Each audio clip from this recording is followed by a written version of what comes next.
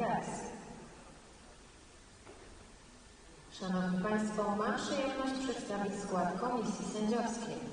And now, ladies and gentlemen, it's a pleasure to introduce the officials for this event. Representing the International Skating Union is welcome the referee of the event, Ms. Małgorzata Sortów.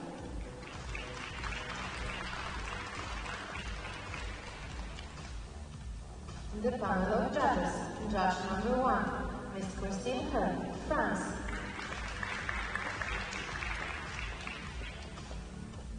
Judge number 2, Ms. Zuzanna Kleśnikowa, Czech Republic.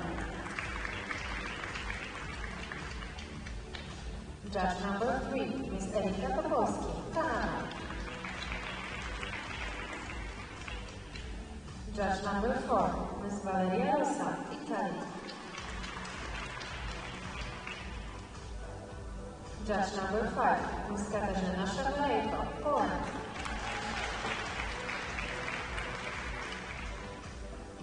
Judge number 6, Ms. Olena Lisova, Ukraine.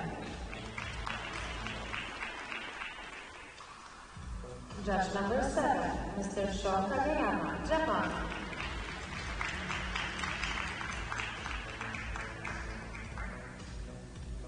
Judge number 8, Ms. Kathleen Hutton, the United States of America.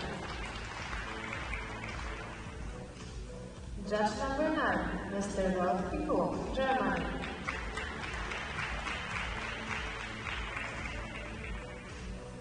Please welcome the technical panel, technical controller, Mr. Harmaron, ISU.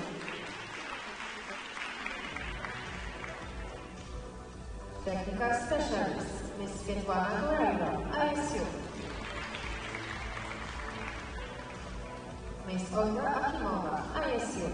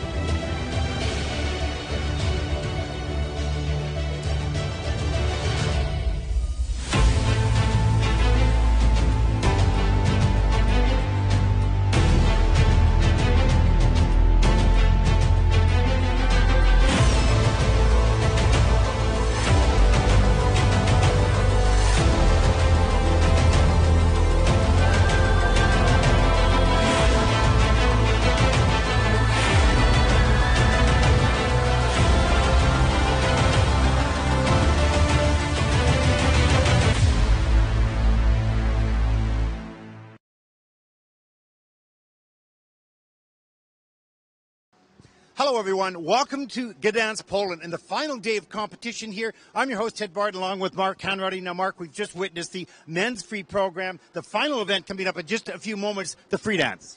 Yeah, and after the rhythm dance, we saw some amazing skating then, and we have 5 different teams who have already medalled on the Junior Grand Prix Series so far this season. So lots of competitors eyeing a place on the podium here.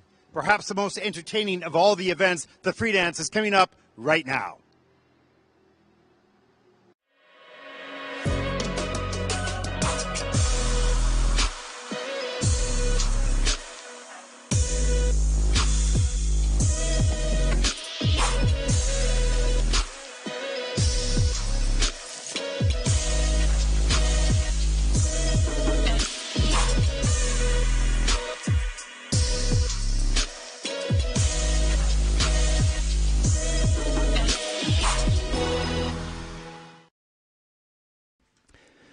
Welcome, everyone, to Gdansk in the final event of Week 4 on the ISU Junior Grand Prix as we fly over the Ostrava Arena, the host facility for the Junior Grand Prix. I'm Ted Barton along with Mark Hanratty. Mark, it's been a busy 3 days, that's for sure. Can you believe we're finally there? Last event coming up. And what an exciting men's free skate we've just witnessed. Great to see. Yeah, lots of change. I mean, there was a huge jump from 16th to the silver medal position, and some people dropping out of podium and out of contentions for the final as well. Yeah, absolutely. Italy's Raffaele Francesco is each the only person after the short program to stay in contention as we see the judging panel for this ice dance competition. And there is a look at the technical panel as well as the first group take to the ice for the warm-up. And as we said in the opening, as we see those taken to the ice in the earlier stages of the event, there are 5 teams who have already medaled on the Junior Grand Prix series so far, and all of them will be desperately eager to medal again and have a chance of being in one of the top 6 places. And if you're one of those skaters and you have already medaled and you do the math, you're going, 5 teams and 2 of us are not going to medal for sure. And that's obviously a concern because they won't be able to qualify for the final at that point. And it's the top 4 after the rhythm dance who have medaled before, and then in 7th place, Naokida and Masaya Morita from Japan. Mistakes for them in the rhythm dance find themselves in 7th place after the rhythm dance, making it more difficult for them to close the gap for a medal placement. But Mark, what's exciting about that is they're all really good teams. And some of them are more experienced than others, but they're exciting. They're, super skating skills, wonderful performance, and it's a very tight group. And we've seen so far in the Junior Grand Prix so many different stylistic choices, and it's been really entertaining to see the different approaches that the ice dancers and the coaches and the choreographers have elected to go with. The rhythm dance obviously dictated by the music choices from the ice dance technical committee, but more freedom in the free dance. Well, let's talk a little bit about what we will see in the first group. Of course, we've mentioned this in the past because it's a reverse order. The first in the free programs, the first groups that you'll see, don't have the same experience or opportunity perhaps in their own home country. So you will see perhaps weaker skating skills and technical skills as well. This is normal. It's part of the process of the Junior Grand Prix.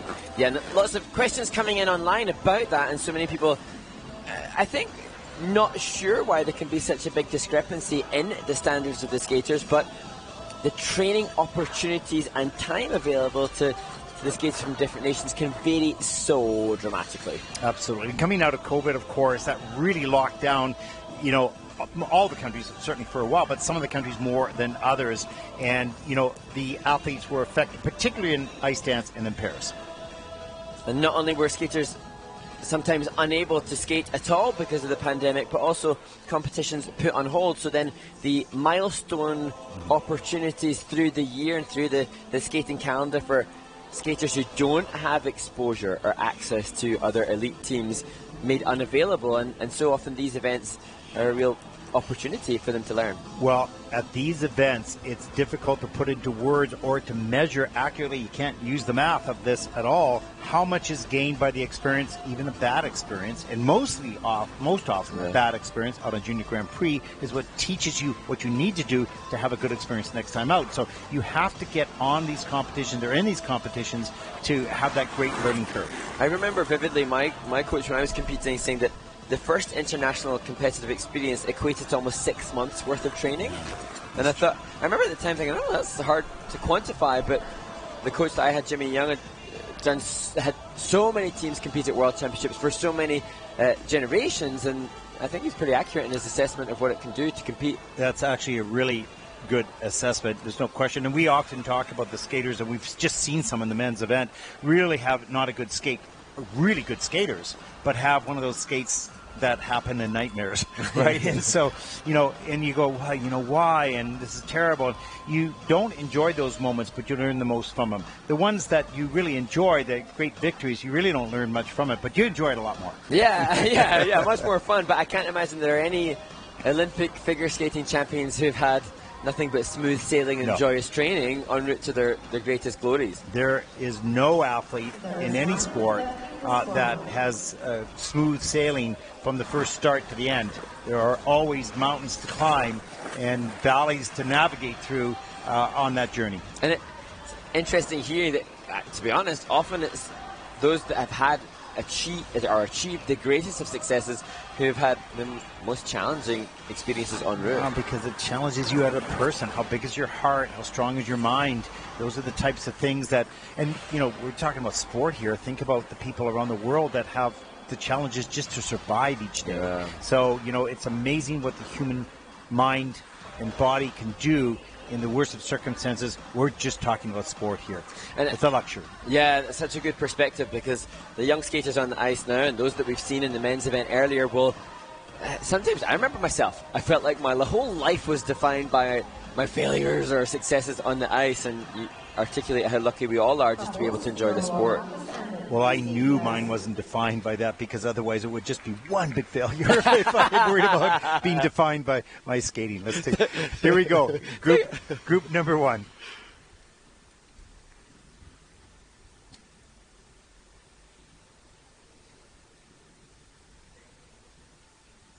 And the first skaters to take to the ice in the free dance competition, Ireland's Laura Hegarty and Kevin Hegarty. And what a story this is, and I know that you'll fill us in a little bit more at the completion of the free program. It is really incredible that they're here training or here skating in this competition with such little time to prepare and so many challenges, but they have taken this on at competition as they will skate to Harm by Sarah Brightman.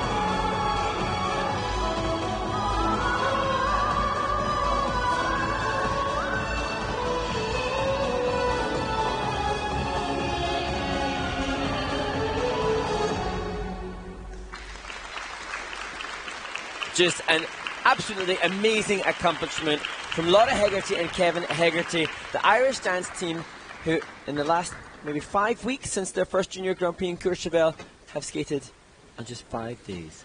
That's really amazing. And, you know, I have such admiration for not only this team, but many of the skaters who do not have the luxuries of the top skaters to be here and to compete and to learn and to enjoy this whole process. And this team is no different. Of course, you can see the basic skating skills are not the same. Lots of them, they're coming off the ice with a smile. They've participated in an international event representing their country with very limited resources, with great courage. Huge courage. I said it before when they competed in Courchevel. The bravery that they demonstrate to go out and compete with so little time absolutely astounds me. I doubt any other competitive ice dance team watching would consider competition after 5 days of on-ice training in the last 5 weeks. You know, in many ways, I'm so proud of this broadcast to help support these people that would normally come to a competition like this and feel shy and maybe embarrassed and you know, not worthy of and whatnot. But this is a safe zone on the ISU Junior Grand Prix. The ISU has created this environment for the development not only of the top skaters and juniors, but the starting skaters as well, and helping to expand the sport around the world and encouraging new nations to get involved. And you need this place, and it exists. And so many people have gone into making this, you know, a wonderful experience. Absolutely, and great to see that Laura and Kevin, when they are here in Poland, the musicality on that straight line lift was really good. No, it's really good, yeah. And this actually is very evident of the improvement that they've made. They said, when I was chatting to them, I said, how many days have you skated since the last event? They said 5, and they said, well, we've been working off the ice. And I thought, wow, I love their positivity. And that worked really well in sync. I mean, absolutely. They did a great job there. You can and then that would be, we look at their choreographic character step sequence, an opportunity to do the work off the ice. They can still make an impact on their progress and improvement, and they've obviously done that.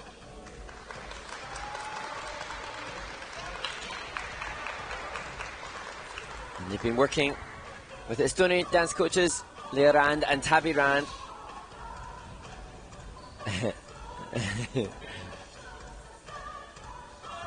Great to see them, and they'll be trying to secure the minimum technical element scores to compete at the Junior World Championships. It's going to be a huge stretch when you don't get to skate. Yeah, for sure. And I think they know that that's, you know, a difficult challenge, but they're taking it on.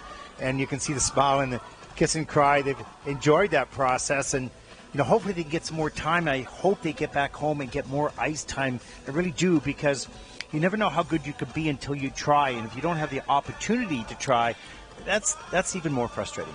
And although it looks like the scores aren't going to be massively different to the event in France, for me, I think there's been progress. Oh, so do I, absolutely. Certainly in the timing, you know, with their music, they've done a much better job. For sure, and even just being able to place all 8 of the elements that are required in the junior free dance, just being able to comprehend what's necessary, and you can see very clearly that they know they're aiming for the level features for higher level elements as well. Exactly. Here are the scores for the free dance for Laura and Kevin Hungary of Ireland. Season's best. There you go, 34.33. And the total competition score, 56.72. So good start. Mission accomplished. Improvement made even on just 5 days between events. Well done.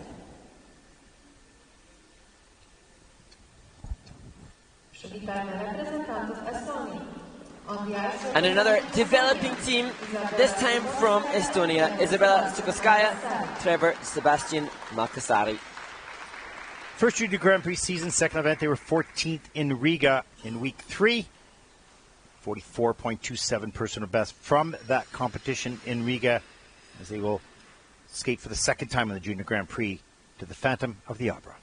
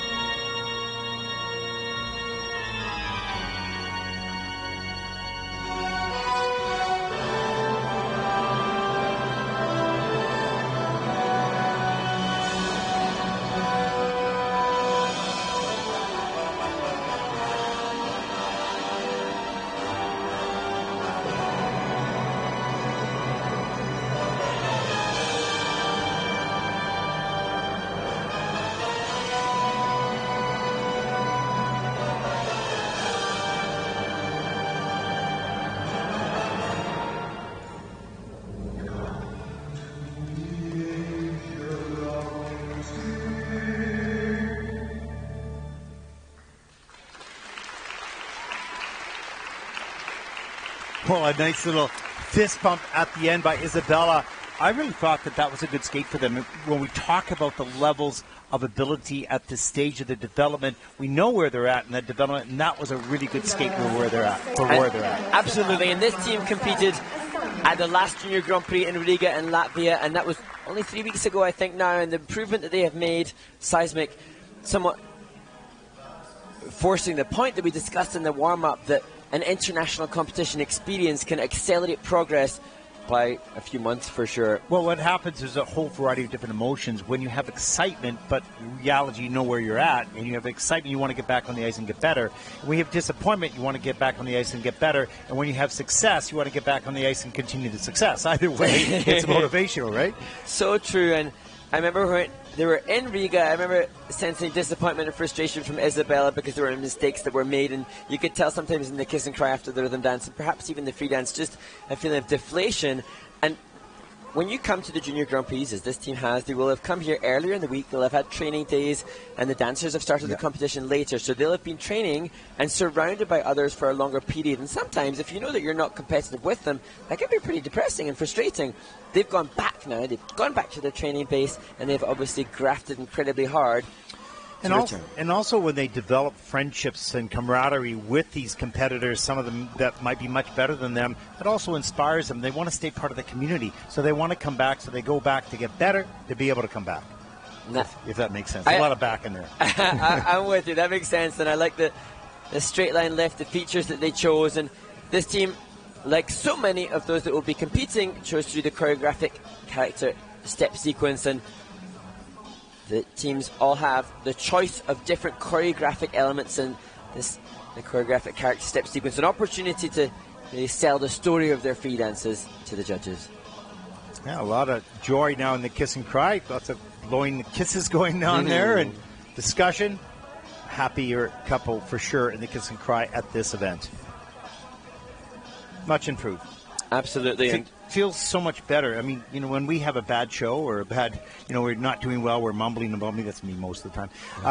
You feel much better when you have a good, a good competition, all is a good well broadcast. All is well in your world again. Yeah. And Estonian ice dancers, you have to look back to 2007. There was a Junior World silver medal for an Estonian team, Grunberg and Christian Rand. And that, I'm sure, something that Sikoskaya and Malkasari will have looked back up on YouTube. Yeah, it's so much of an advantage for these young skaters to have YouTube, the bank of YouTube videos from the historical perspective, but also from a learning perspective. Let's take a look at the free dance scores for Isabella and Trevor Sebastian. Season best, 46.66. Okay, I told you so. Well, we're going to do that. She knows that's 2 points more than the last time. 76.50 for the competition as they take over first place. She was proving a point to him. I told you.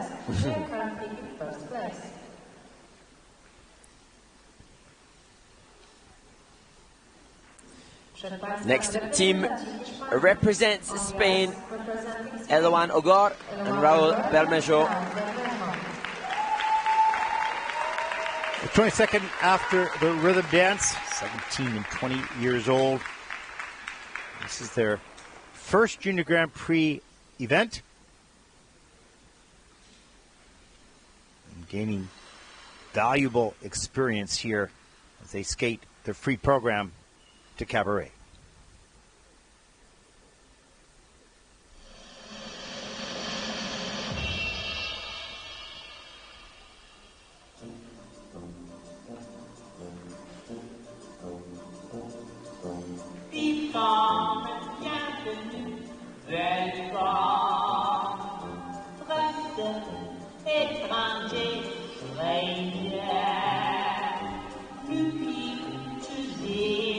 Just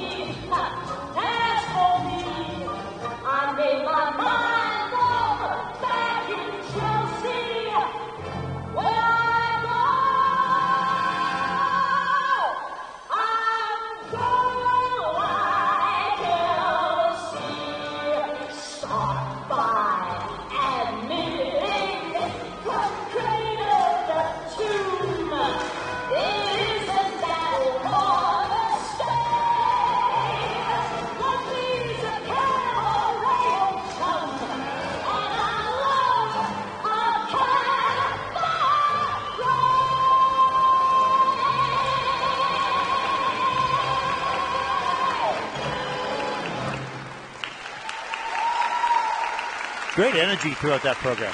Absolutely, and such good musicality from the team. All of the skaters consider very carefully which will be the musical and the vehicle of choice for their free dances. Farrell just checks his costume following their free dance, and Cabaret offers brilliant variation in the music, and they live up to that. You know, it's easy to pick the music, but to depict the music or the theme of it, you know, and that's what they did as character right off the top of the program. Total commitment to that. And that's impressive because it can be intimidating, such a powerful piece like that, well-known piece like that, and you've got to live up to it. And they did. Absolutely. And I'm sure, I hope, and I'm pretty sure that they'll study the film Cabaret. They'll look at Liza Minnelli and how to take some of that when they construct the composition of the program, and for Eloane to consider that when she performs with the presentation component as well. And here at the beginning, you can see for both of them the stylization there with the hand touch, that totally in fitting with the character. And so critical to the program. If you don't start like that, you're already out of the program. Yeah, you're giving a pretty strong signal to the judges that you don't know what you're choosing. And especially, like you say, with it, Cabaret is something that many will know, many of the judges will know it. So they have a frame of reference for the presentation required. Yeah, exactly. You might be able to fake it with an unknown piece of music, but you can't do that with something like Cabaret. Yeah. If you go generic, it's a little bit safer. Yeah. Little touchdown there within the dance spin. That'll be problematic when it comes to going for the level, as you see the layback attempt in the feature. Twizzles. Really good speed in the twizzles. It looked like Eloane might gain too much speed. She came roaring past. But it all worked out in the end. A little separation there in the second set.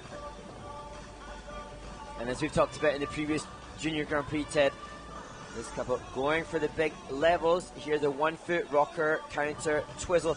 It's interesting, they chose not to add the bracket turn in their 1 foot turn sequence. The bracket is so difficult to get called. Most teams put it in.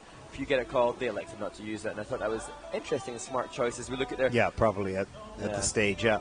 Choreographic spinning element there to round out the replays for the team as they're joined by Roxane Petitin, their coach. And look, they are happy, and so they should be, with the way they skated and their whole experience here in the Junior Grand Prix. Yeah, absolutely. And they have Roxane, who's a French ice dancer, and Fabien Bourza on the team, helping these young Spaniards to follow in the footsteps of the like of Olivia Smart and Adria Diaz, who competed for Spain at the Olympics earlier this year. Look at, he's got just resting his head and going, that was cool. Yeah. I feel good. I'm happy.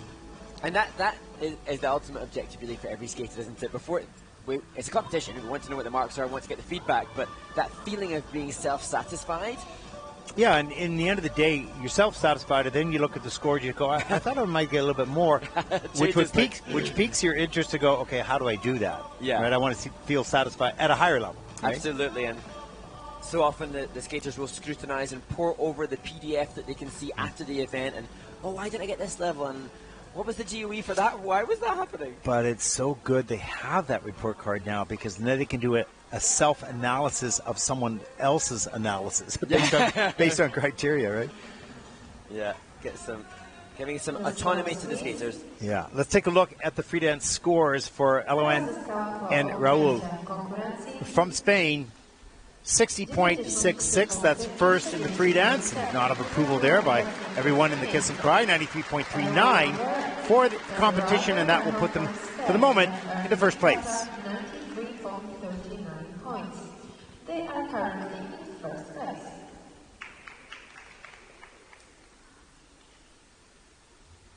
Przywitajmy reprezentantów Meksyku.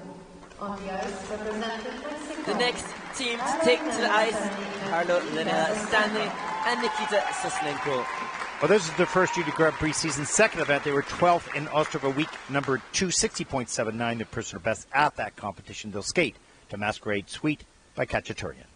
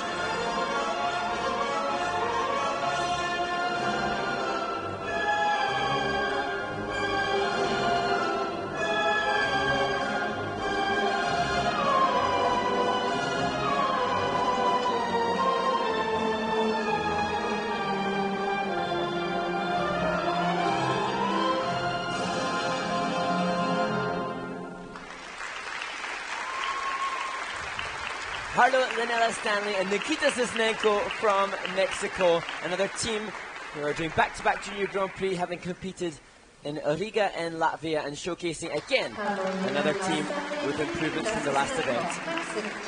That's probably a good strategy to do this back-to-back competitions. First of all, economically, it really is.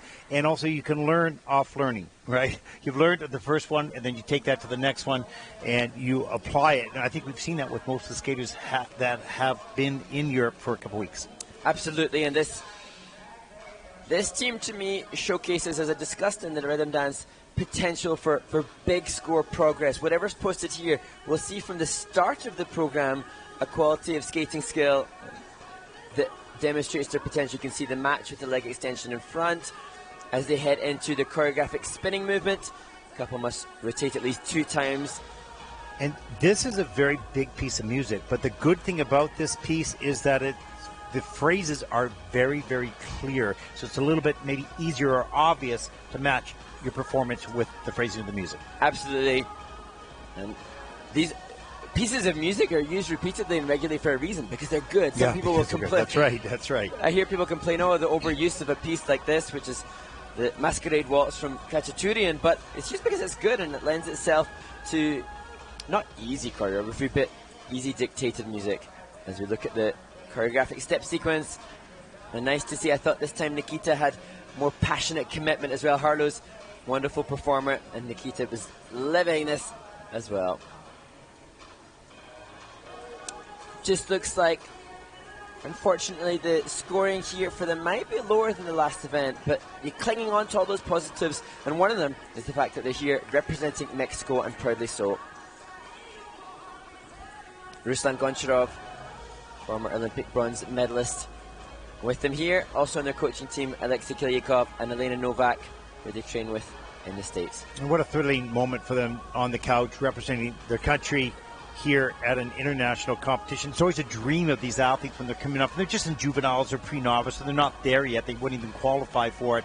To make that, to have the crest of their country on their chest or on their back, it is a special moment. I remember when I was first asked to represent my country, it was one of the proudest moments of my life, right? Yeah, and it's very special, and that's why I think the Junior Grand Prix has been a success in itself in the pursuit of many of these young people to represent their country. And in the first event, I'd read just the joy that Harlow particularly felt for being able to represent Mexico, and I think I remember hearing that she was teaching Nikita Spanish as well. So,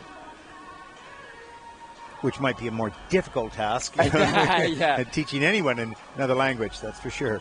Yeah, Nikita, originally from Kiev in Ukraine, same nationality as their coach alongside them, Ruslan Goncharov. And he was telling me of the challenges that his family is facing, so more testament and power to him for being so brave and coming here and skating well alongside Harlow. And the technical panel finished with the reviews of the elements. Are you timing them, are you? Yeah. Okay, we're at 5. Here we go. Let's take a look at the scores, the freedance scores for Harlow and Nikita. 53.89. That's second in the freedance with a 91.29 total competition score, and that will put them currently into second place overall for the moment. 29 points. They are currently in second place. The following couples may now take the ice for a 5 minutes warm. From Czech Republic, Andrea Psurna and Joachim Novak. From Turkey, and we head now to warm-up Group 2. And the next group of skaters take to the ice. There will be 5 teams in this warm-up group. And Ted and I keep referencing the busyness of an ice dance warm-up. I remember vividly the intensity of these warm-ups, whereby all the teams so desperately eager to not just prepare their bodies for the free dance to come, but also to try to make that last-minute positive impression upon the judges. Oh gosh, already collisions happening a little bit. We saw that this morning. The final group of dancers in warm-up this morning was a little bit precarious, and all of the teams had the opportunity to train and to practice this morning in the arena rink. The men were relegated to the training rink for their pre-skate practice, and the ice dancers had this amazing main arena here in Gdansk. And we heard from Sylvia Novak Trabacka. Had the chance to interview her, and she, former World Junior Champion from Poland, and she was saying that this very venue has hosted so many great ice dance competitions for Polish skaters and international skaters for decades now. And the rink looking beautifully dressed and adorned by the ISU signage around the venue. Oh, yeah. So hard to maintain your energy when you're busy trying to avoid other competitors.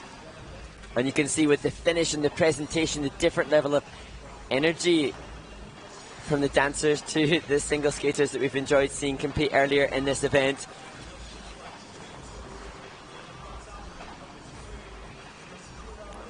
As we watch the teams just work through some of the side-by-side elements, you can see some little nerves creeping in, and understandably so. Teams are working the 1-foot turns. Bracket turn there, changing edge, and into a forward inside double twizzle. The familiar sound of the hup, so regularly used in an ice dance warm-up. That the signal to make sure that skaters take caution when they get a little too close to another team. As I was walking into the studio here, Mark, I heard this. I said, "What is that?" And I'm going, "Is that Mark?" Like I'm hearing Mark, and it was rap music outside. Oh my rap gosh. music, and I thought, "Is that Mark?" Like he sounds kind of like rap. Right? There's so many sounds in this arena. Of course, we're behind the technical panel here in a little room, but we can hear outside. They can hear us probably too. Yeah, and just fabulous to get a chance this week to hear the biting sound of the edges. Yeah, it's great.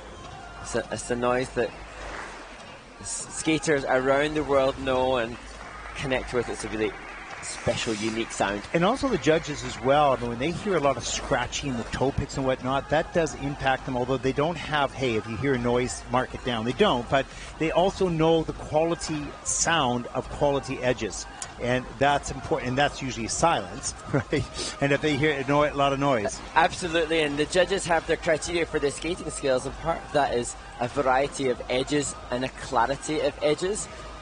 They don't have in the criteria avoidance of toe picks. No, exactly. But you know it. You know good quality skating is not totally silent, but quiet. That wonderful purring and biting. Yeah.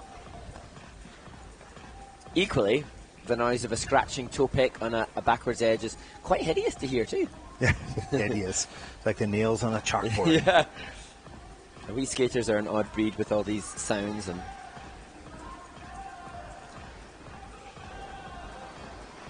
well, we can see the skating skills in this group just upgraded a bit here. You'll see a little bit more speed, a little more depth of edge, of course. We probably already talked about that, but...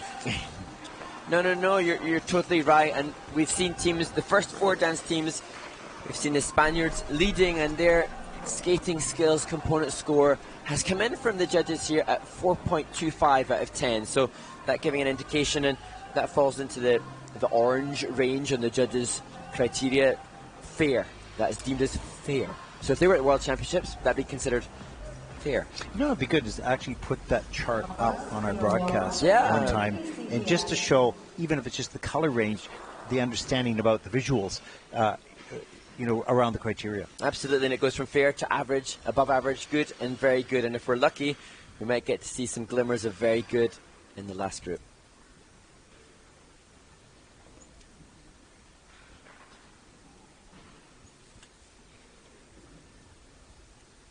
The next team to take to the ice from the Czech Republic, Andrea Cerna and Hahim Novak. They competed in their home nation, the Czech Republic, in Ostrava.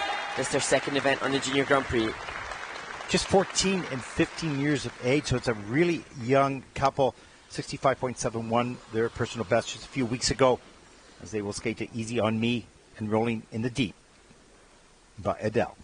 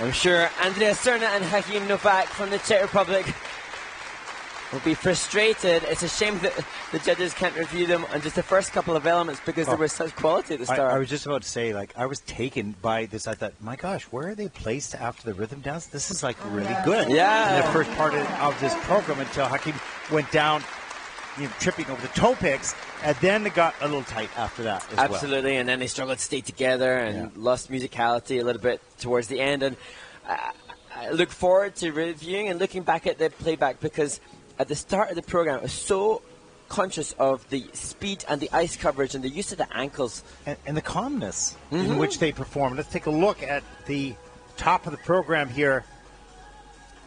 And here, relatively simple transitional content.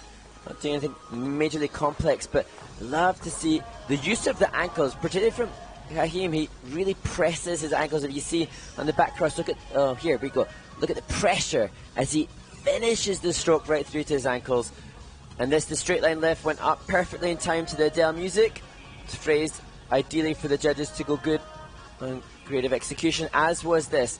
Choreographic spinning movement was perfectly phrased.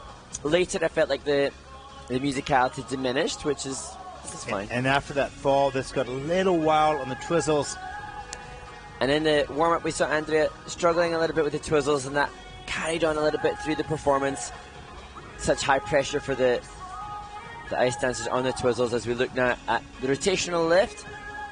And it's surprising to think Joachim is just 15 years old. He looks so incredibly strong. 16 next month, but Mark, what was nice about this is we saw that beautiful quality at the beginning of the program. Therefore, we know that in time, with more time in training and in competition experience, we're going to start to see that go through the whole program. Absolutely. And we saw Ostrava when they competed at the first Junior Grand Prix. They struggled with the twizzles there. They had a fall in the rhythm dance in Ostrava. So still coming to terms with being competition ready, as you see them shrugging their shoulders. But alongside Czech skater and coach Matej Novak, they'll return to their training base in Prague.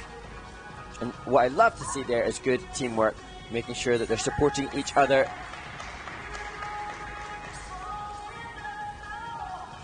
Personal best this season, 65.71 at Czech skate. Don't think they'll be able to match that given the mistakes that were made here. But not an entire reflection of the team, and that's the thing, as we've said throughout this entire week, potential is not always the reality of what the judges have. The judges have to react to what was presented. We are coaches, and so we can read potential up, but it has nothing to do with the judging process at all, and shouldn't have anything to do with that. But I think from a commentary perspective, we want people to see past the mistakes and into the future of what their capability would lead them to. Let's take a look. Free dance scores here for Andrea and Joachim.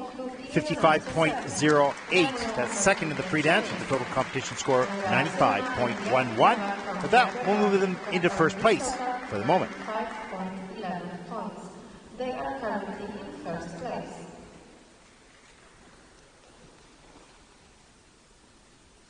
Przed Państwem reprezentanci Turcji. On the ace, representing Turkey. The second team to skate in this group representing Turkey, Gillian Autumn Prevert and Agahan Dorkol. 22nd at the World Junior Championships. They're ranked 19th after the rhythm dance. They need a 53.48 to take the lead, as they will skate the free dance to Goodbye Lenin soundtrack.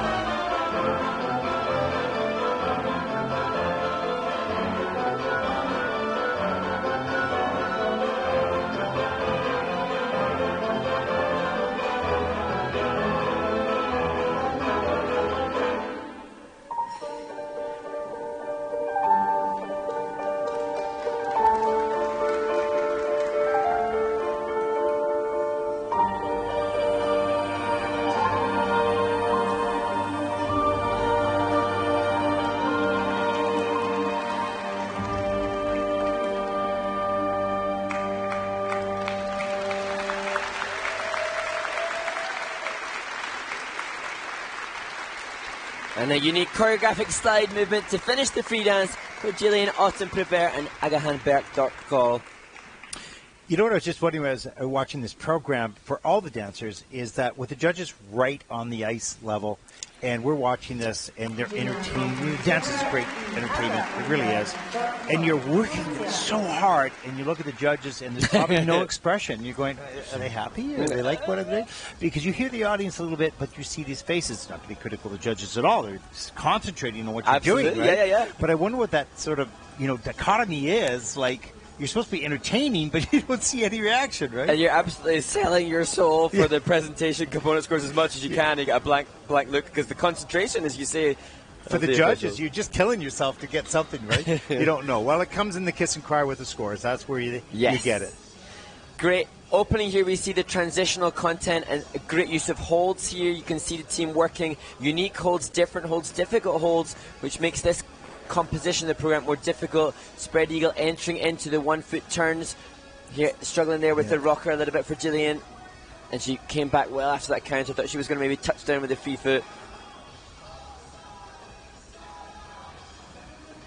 and this a lift that their coaches John and Sinead Kerr use so often. A curve lift started quite a long time on the straight there at the beginning, but still coming in as a level 4. And you can really see the positive influence of John and Alper, their coaching team, in the complexity of this free dance. And the uniqueness of movement here with the choreo slide. And Coach John Kerr was saying how proud he is, having seen Gillian competing as a solo dancer just a couple of seasons ago, to see them on this stage at Junior Grand Prix.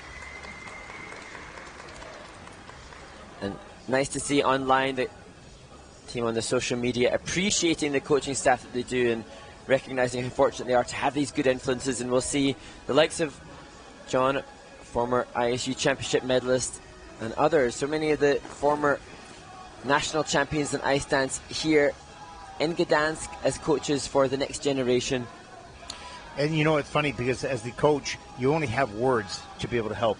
Really, you don't. I mean, so how do you take years of your own experience, put them into words for athletes to gain at that moment, at that moment? That's complicated. Absolutely. But interesting, again, seeing on Instagram, Gillian and Agahan, they were posting videos of John demonstrating. So many of the coaches will still be trying to show that visual demonstration, and that's so hugely valuable to be able to have a visual motivation and demonstration on site, and also helps keep the coaches in shape.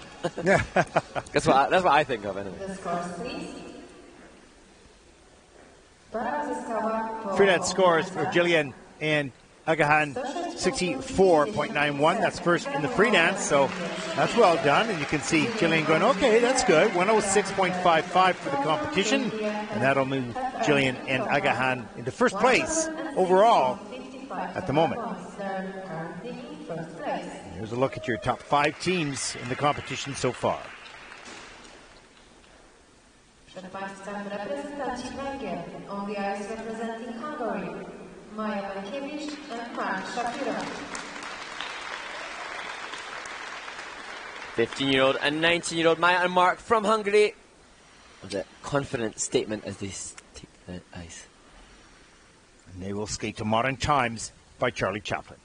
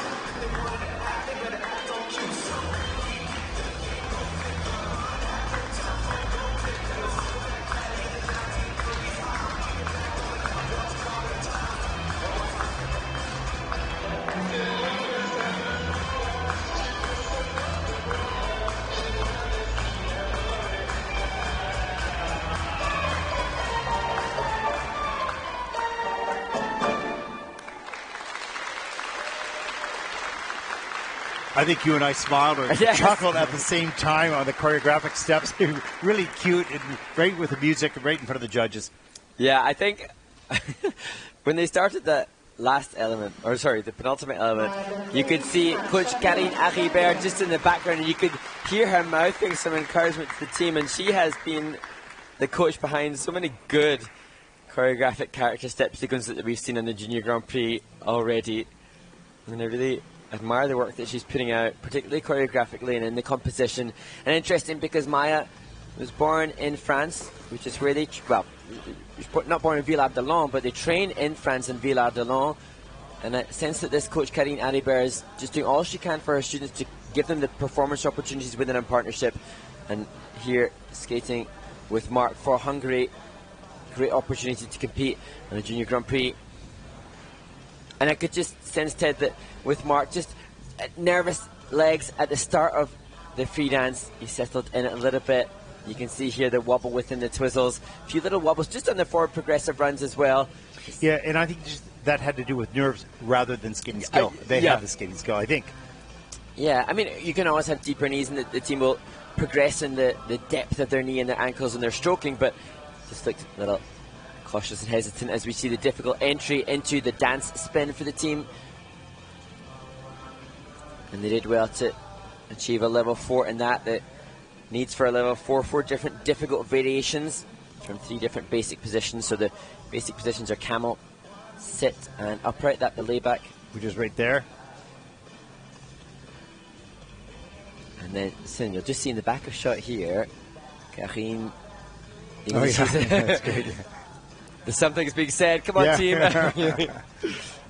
And this really lending itself. Charlie Chaplin is the team that they're going for. And the judges have to reward them in the composition in regards to the theme that they've gone for. And here, you can have anything more perfect in terms of the choreography for this Charlie Chaplin-inspired piece. Yeah, a lot of fun. And well done. But lots of areas for improvement, as you mentioned. There really is no end to the growth of skating skills and the depth of edge. Okay, maybe the Olympic. Well, it was interesting. You mentioned the Olympic champions. I remember having an interview with them, and they saying, "Oh no, our coaches are really strict on us, and they tell us we've got loads to improve on." And I think they're mesmeric. So yeah, there it is, 69.41. That's first for Maya and Mark, with a 113.62 that will take them into first place overall for the moment. They are currently in first place.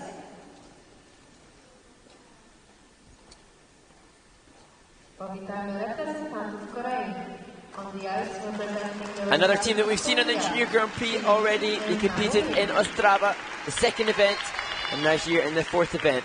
Jirin Kim and Namu Lee from Korea.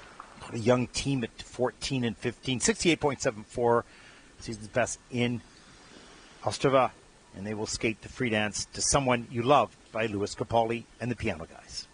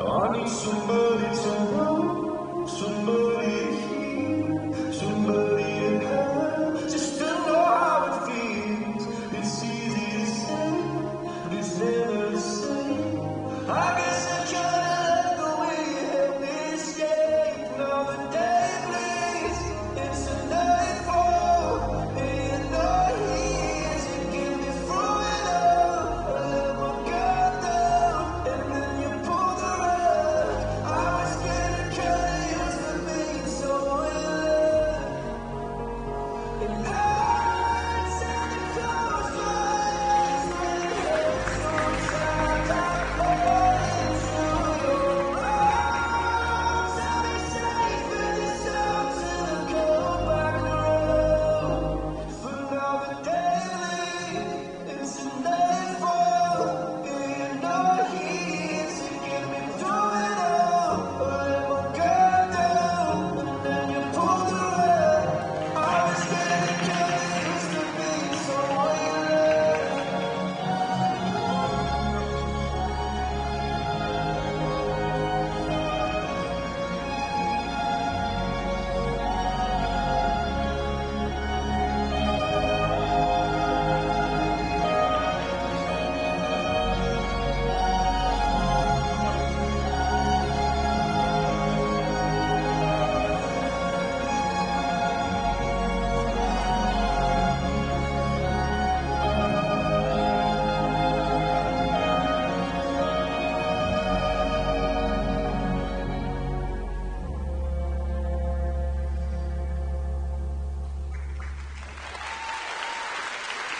That was beautiful. Yeah, beautiful music as well.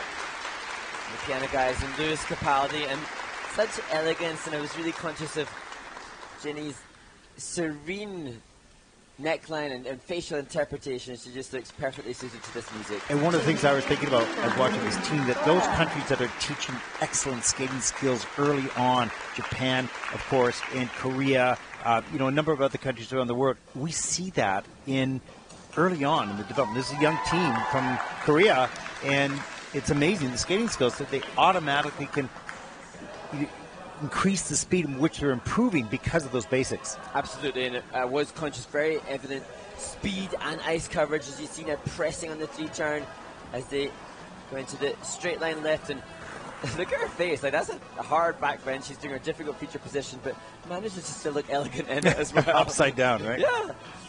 And here, twizzles for the free dance. Twizzles different to that from the rhythm dance.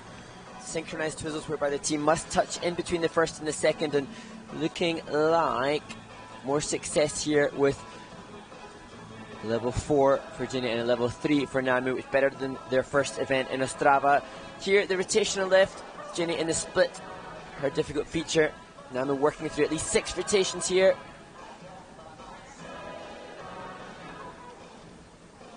And this, the choreographic assisted jumps, that new this season, a new choreographic element that the dancers can choose to use. And all of the choreographic elements have the same base values. 1.1 points for a choreographic element, and the score can be boosted massively by the judges' grade of execution. As we see them with Aaron Lowe in the Kiss and Cry Canadian. And this team has come a long ways in a very short period of time. Let's take a look at the free dance score for Jenny Kim and Namu Lee. Season's best, 74.99. That's first so far in the free dance. For the total competition score of 121.35 as they move into first place.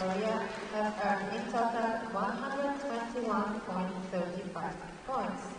Achieving the season's best, they are currently in first place. Przed Państwem reprezentanci Chin. And the piano guys will also be used in the free dance, this time for China's Yu Feilin and Zhejiang Gao. The 16th after the rhythm dance. 68.04. That was their top score, but back in 2019, so expect a lot more from this team right now.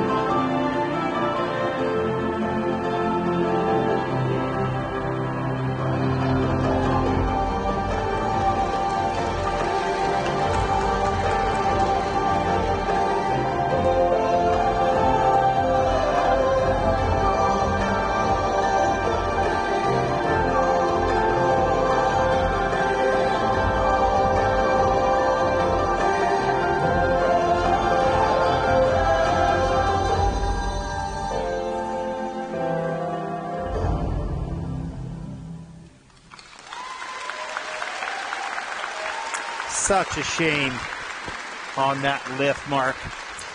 Yeah, your heart really goes out to this team, Yufilin and Zizhankao. That lift, we were just remarking on how wonderful the difficult entry was. And then I think fall by 2, both skaters going down, and that incurs a mandatory 2-point deduction in addition to a whole host of repercussions on the element. When we take a look at it again, you'll see this really smooth and difficult pickup on the shoulders, and everything's looking great until it collapses down to the ice. We'll have to see exactly why that happened. And as they started their free dance, Ted, I was frantically looking back at the results of the rhythm dance because, again, the team is strong. The team had good speed. The team had good ice coverage. And I'm thinking, why are they here at this point in the competition? But testament to the depth of the field that we have in Gdansk. Yes, a very strong field, as we will see in the groups coming up, of course. That's a whirly bird. I referenced that as a whirly bird. There you go. Nice extension, good posture, good deep edges here in the 1-foot sequence. Yeah, they used the bracket within the 1 foot and finishing with the double twizzle. Level 2 for both skaters on that element. There's the pickup, looking good. Just a little bit of weight shift right here. Gorgeous position from her. And just the leg got stuck on the head. Coming over, supposed to come over the head, and it didn't make it. Actually, and it initially went in as a fall by 2, but it's just a fall by 1. Looking back now that that's been changed. That's good. And they did incredibly well to come back from that into then the twizzles. They held it together. It was a little bit tighter, but still they held everything together. And I was really conscious, and we remarked upon it off air, the expression given particularly by Zhixiang Gao. As a vast generalization, the men tend not to be as expressive as the women in the dance team, but he was committed to the piano guy's music. And maybe though the angst that was necessary for the interpretation was very definitely angst at the end after that fall. Yes.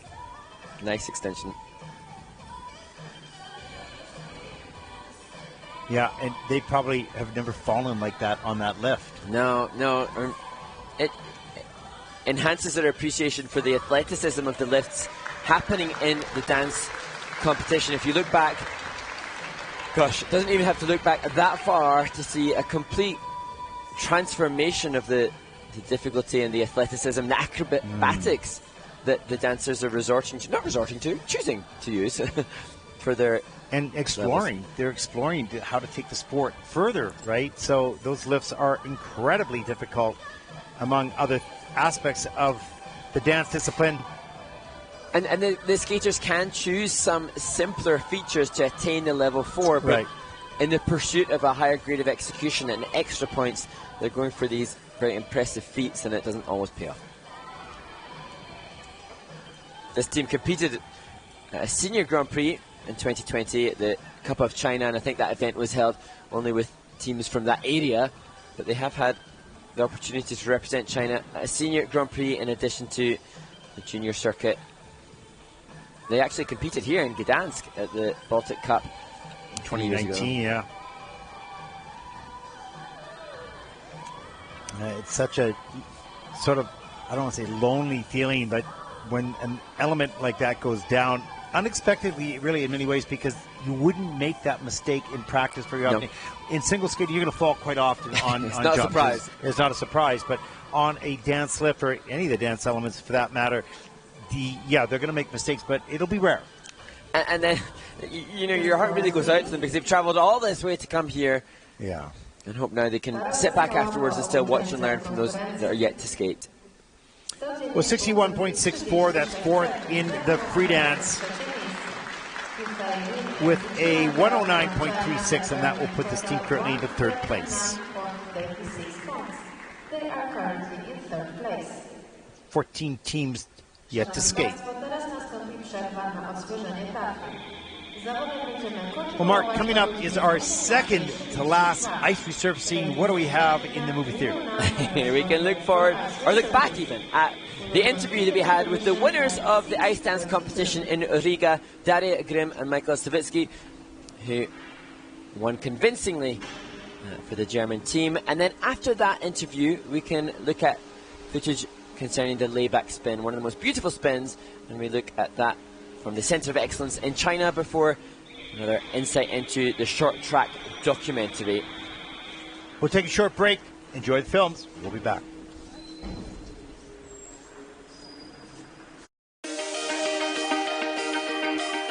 So Daria Grimm, Michael Savitsky, massive congratulations, and I've just heard this is not just your first title in Junior Grand Prix, it's your first international medal. It is, yes. Thank you so much. Massive congratulations, and you were fifth at the Junior World Championships in March earlier this year, so did you feel coming into this event as favourites and perhaps some pressure coming into the competition? I mean, of course we felt a little bit pressured because we went in as like the favourites, but we didn't let the pressure go as far as to throwing us off, and we kept the concentration and the balance within ourselves. So, but what's the competition without pressure? Yes, indeed. Pressure is a privilege, right? Now, I understand you're studying computer science. You've got your high school studies as well. How do you balance both your studies and your skating? Well, I go to school in the morning and then I practice in the evening. So I'm pretty much balanced, I guess. But on vacations, I'm just practicing all the time, actually. Vacation is no vacation.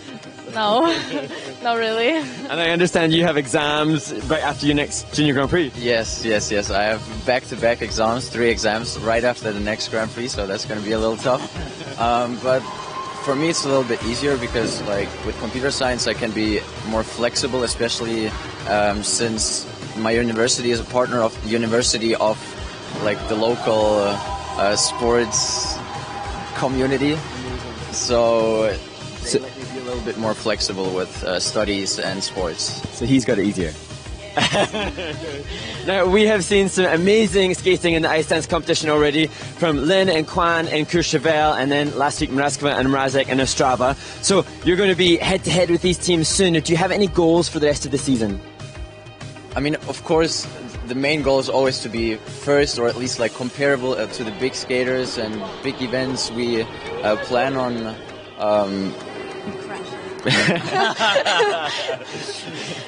we plan on getting a good place at the next Grand Prix and maybe even go to the finals. That will be super awesome.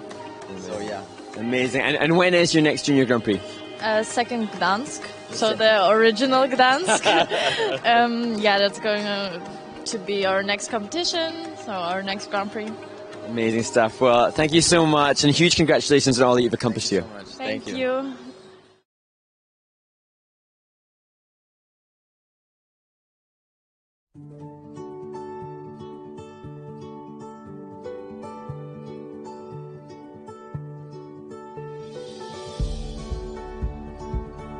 Hello, I'm Fang Dan from the ISU Beijing Center of Excellence. I'm the ISU judge and international singles technical controller. Today we are learning the layback spin. There are two positions for the layback spin: backwards and sideways.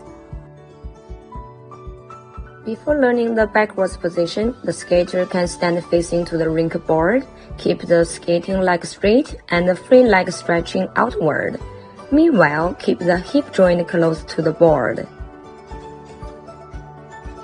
Then, the skater can practice the external rotation in your hip joint, but remember to keep your head upright. These moves could help the skater find a better center of rotation and avoid the skater fear after raising their heads. Now, let's see the skater's demonstration.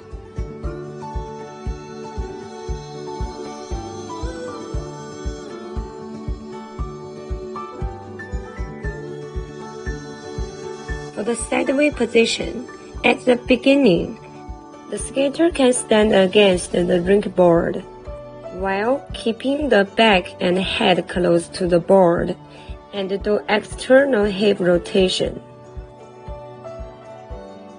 Then the skater can practice the standing position of sideways layback spin without any support.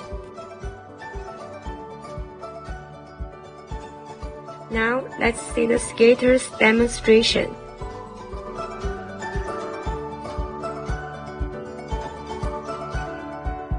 That's all for today. See you next time. Bye bye.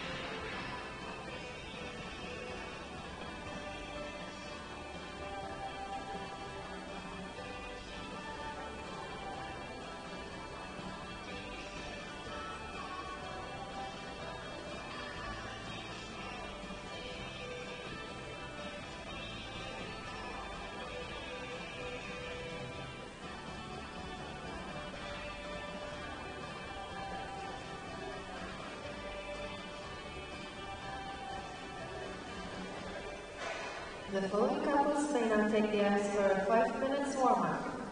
From Italy, Laura Finelli and Matteo Stefano Pedesini. From Switzerland, Mira Ugalli and Chloe Fidel. From Canada, Donna Sabatini Scotia and Nicolas Willow. From Germany, Alexa Cook and Jan Eisenhower. From Poland, Sofia Kauka and Vito Koresha.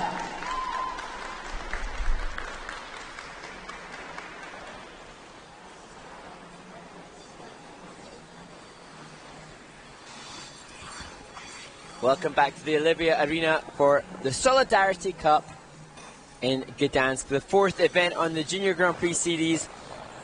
As we look at the next group of 5 ice dance teams warming up in the free dance. Korea's Jenny Kim and Namu Lee lead the field. They have an 8-point lead over the Hungarians with a total score of 121 points. That's round about the kind of score that some of the best in the junior world would be looking for. I need to check up on the free dance world record for juniors. I'll need to check in with that. Interesting, been looking at the Challenger Series for the seniors, which is taking place, and at the Andre Nepola Memorial, we saw the couple from Canada, the former junior world champions Marjorie Lajoie and Zachary Lagarde. They posted a score of 117 to win the title at that competition. And just this weekend? Yep, just this weekend. Just today, well, thank you for reporting on my team, because I didn't go online to check it out. I should have. Absolutely. Yeah, it's a busy competitive season now with the Challenger Series and the Junior Grand Prix on. And, of course, we are on the cusp of the Senior Grand Prix, just following Egna, the final stage in the Junior Grand Prix series. It'll move then into the seniors, starting in the United States. And for me, being here with you, Ted, and being on site and in location, it just helps you to appreciate the huge operation that it is, undertaken so incredibly well by the International Skating Union to facilitate and organize and create these events. And just looking around the arena, there's the signage everywhere, the barriers are prepped for ISU events, just so many facets to make this work. I think one of the things they've done extremely well in the Junior Grand Prix is they made sure that, junior didn't mean junior. Yeah. Junior, as far as presentation goes, the fact they did the ring boards like they do, and they always have the city in there, right in the middle, right in the center, which is unique because you don't really see that on the Senior Grand Prix. No? You see a lot of other advertising. It's unique and special to the Junior Grand Prix series. Of course, they have lots of other signage here in Gdansk, which really dresses up the facility.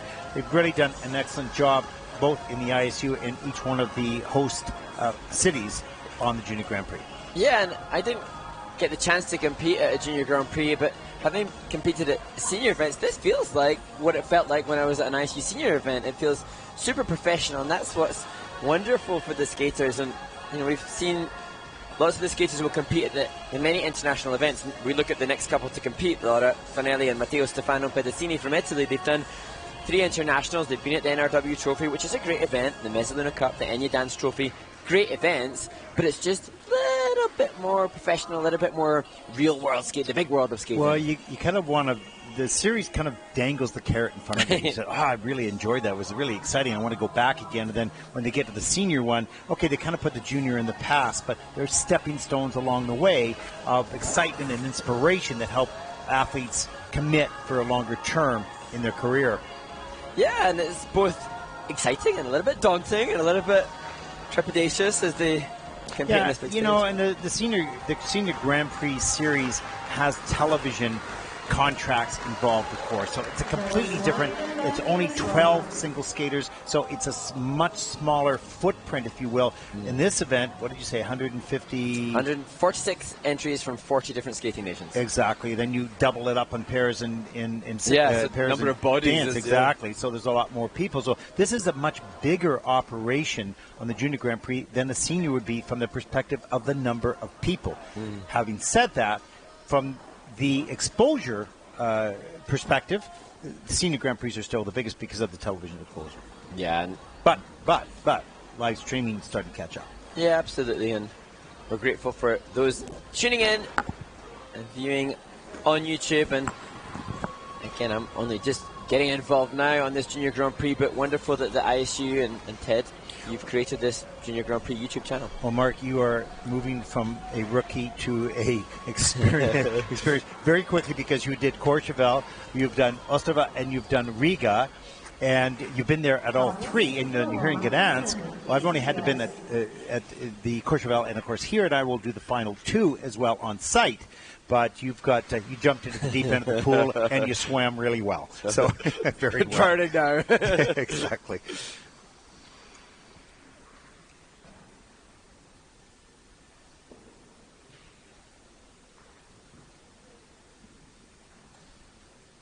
Przywitajmy reprezentantów Włoch. On the ice, representing Italy, Laura Finelli and Matteo Stefano. Kicking off the third group in the free dance, Laura Finelli and Matteo Stefano Pedicini. They scored 48 points in the rhythm dance.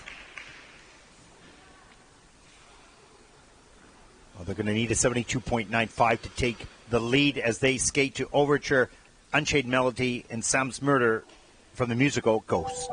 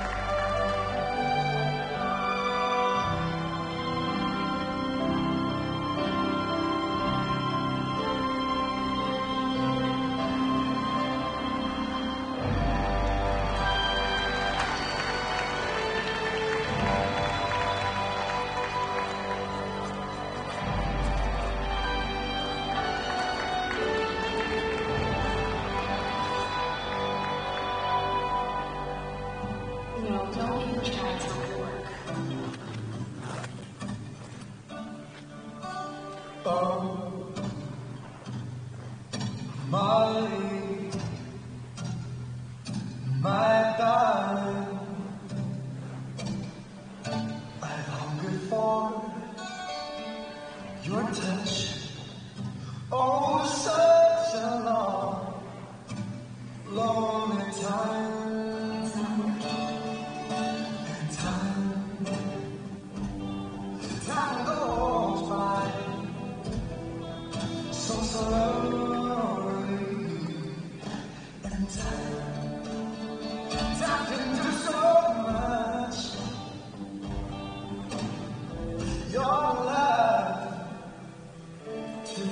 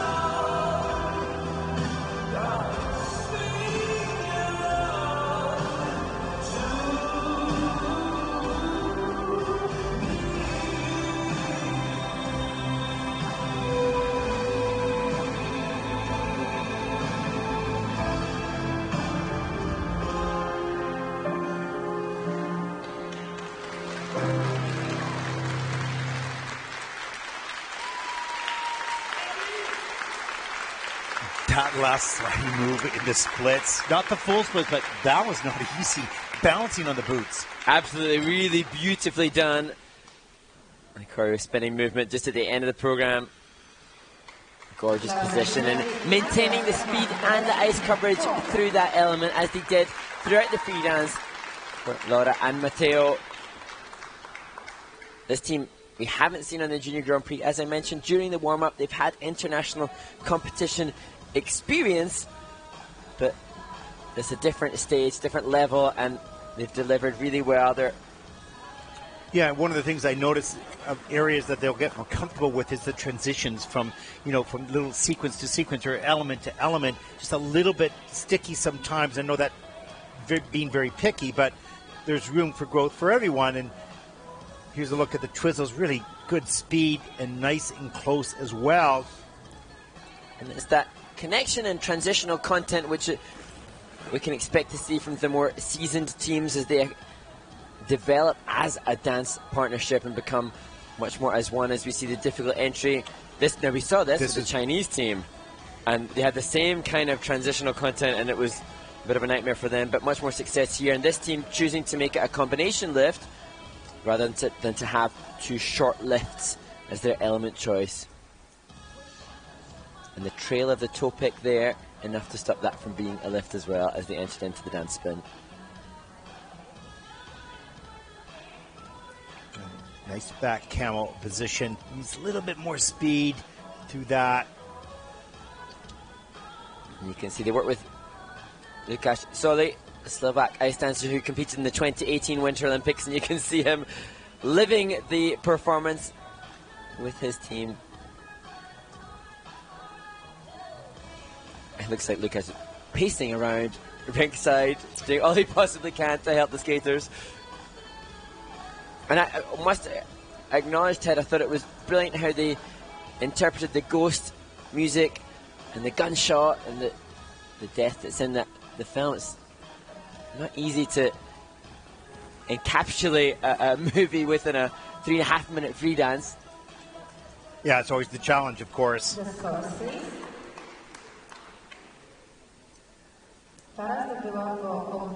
Free dance scores for Laura and Matteo Stefano, 74.20. That's second in the free dance with a total competition score of 122.61.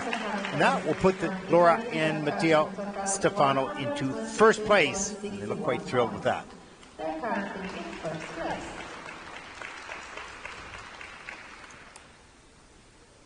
Przed Państwem reprezentanci Szwajcarii. On the ice, representing Switzerland. The team from Switzerland, inspired, I'm sure, by Kimi Rapond, who was fourth in the women's event yesterday, the O'Brien and Loreen Wiederkehr. 71.67, the personal best in Courchevel week 1 on the Junior Grand Prix. I'm looking to improve on that score right now.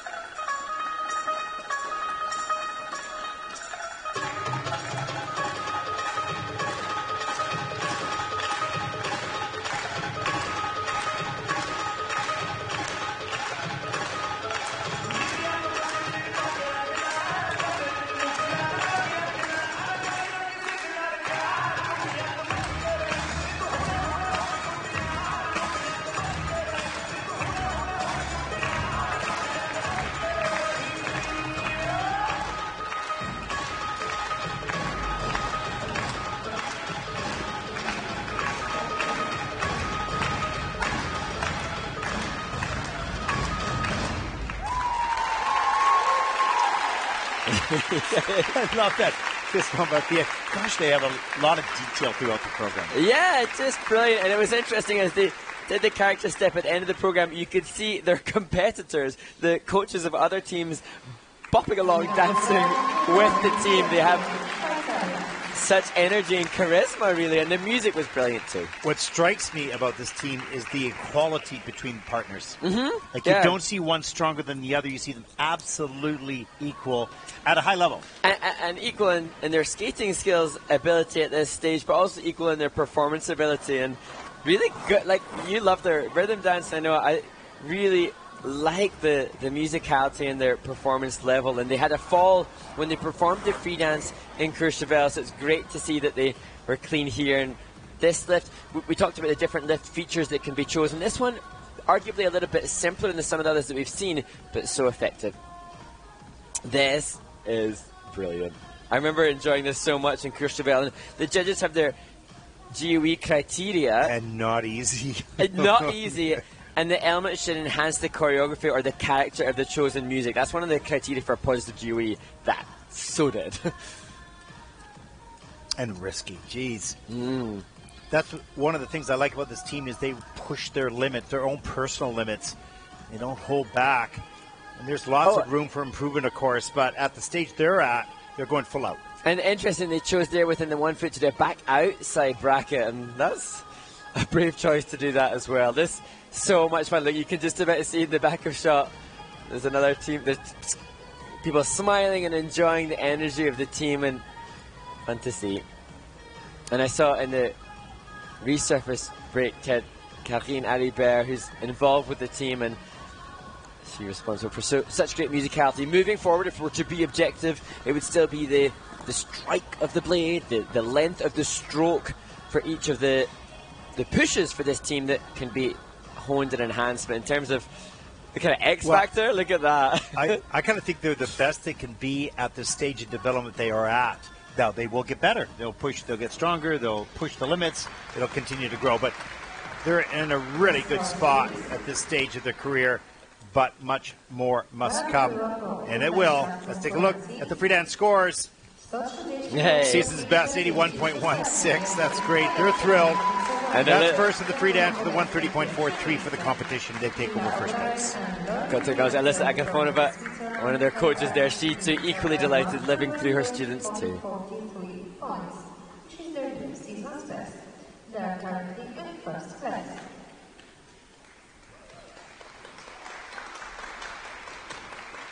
Trzech państwa reprezentanci Kanady on the ice representing Canada. Dana Sabatini Special and Nicolas Bulot. Canadian team, Dana Sabatini Special and Nicolas Bulot. Oh, quite a young team at 16 and 15, the 13th after the rhythm dance, brand new to the Junior Grand Prix circuit, and they will skate the free dance to the Greatest Showman.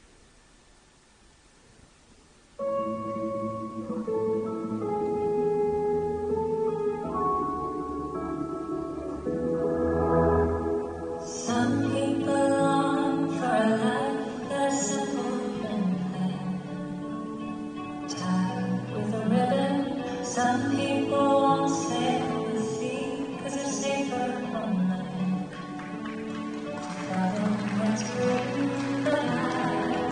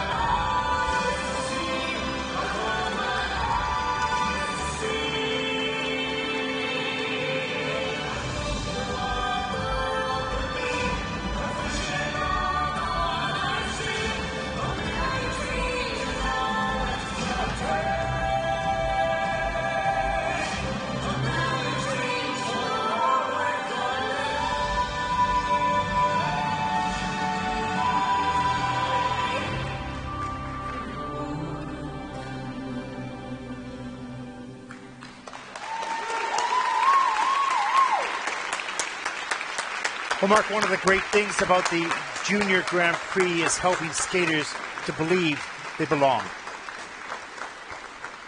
And this team, first time out in the Junior Grand Prix, have seen grow in just a few days to believe that they belong here. They want to come back.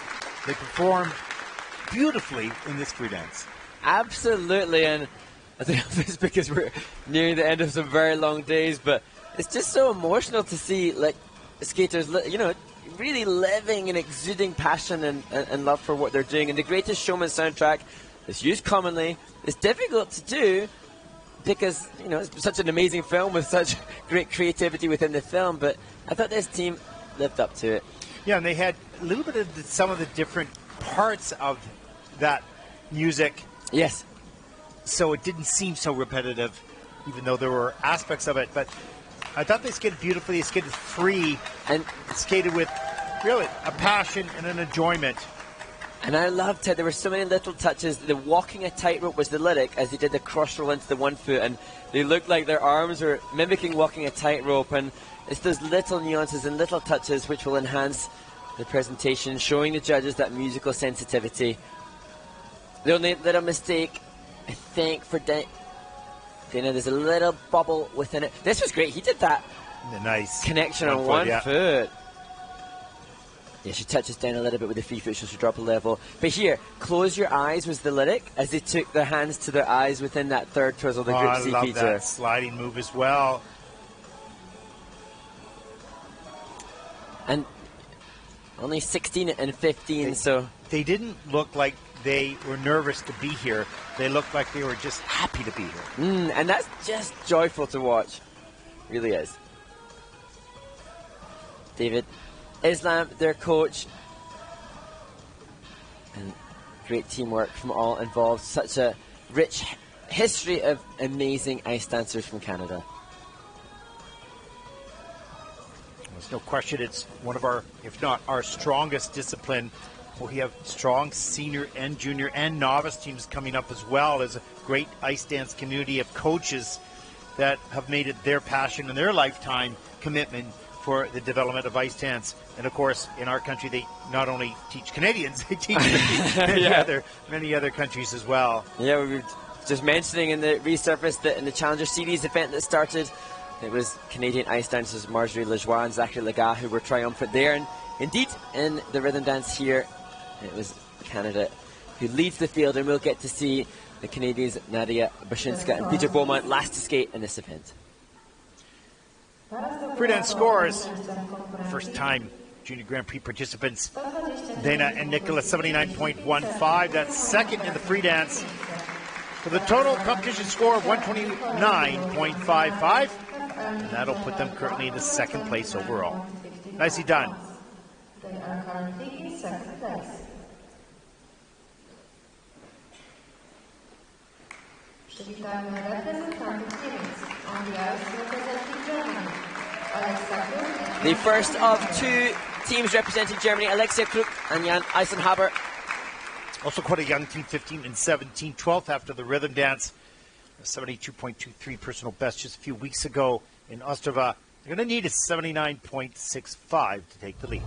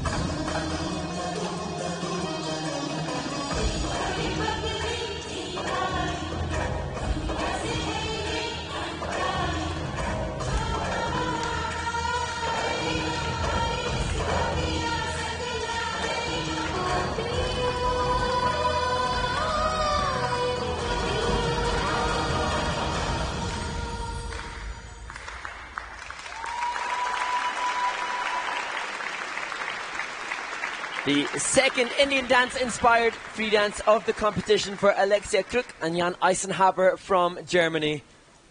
With at least one more to come. Yeah. So, seems to be the theme, or one of the themes this season. And to me, Ted, some of the best skating skills that we have seen of the teams so far. And you can see their interpretation continuing with the bow and courtesy at the end.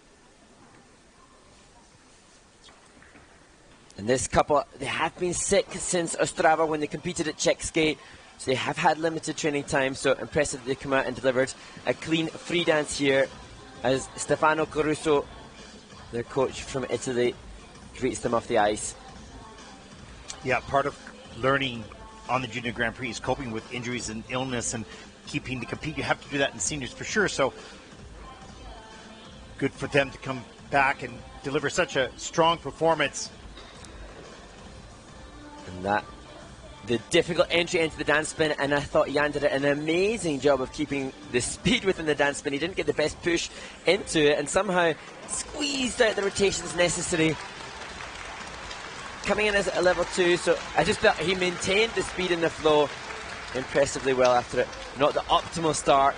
And here, stepping up into the straight line lift, and you can see the awareness of the hands and the fingertips and the commitment to the interpretation. And here another choreo slide with the Indian dance style, even right to, again, it's that attention to detail with the hands and the fingers, which is so impressive from the choreographer of the ice dancers. This program by Robin Tweedale, who doubles up as coach and choreographer for the team.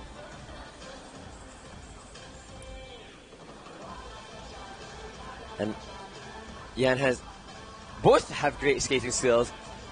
For sure, Alexia is the major performer of the ice dance team here. So much detail in this theme, in the Indian style. A lot of handwork, of course.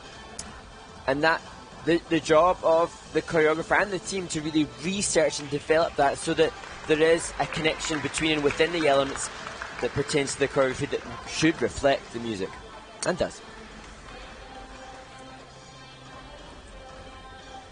We talked about a little earlier, German skaters are doing quite well.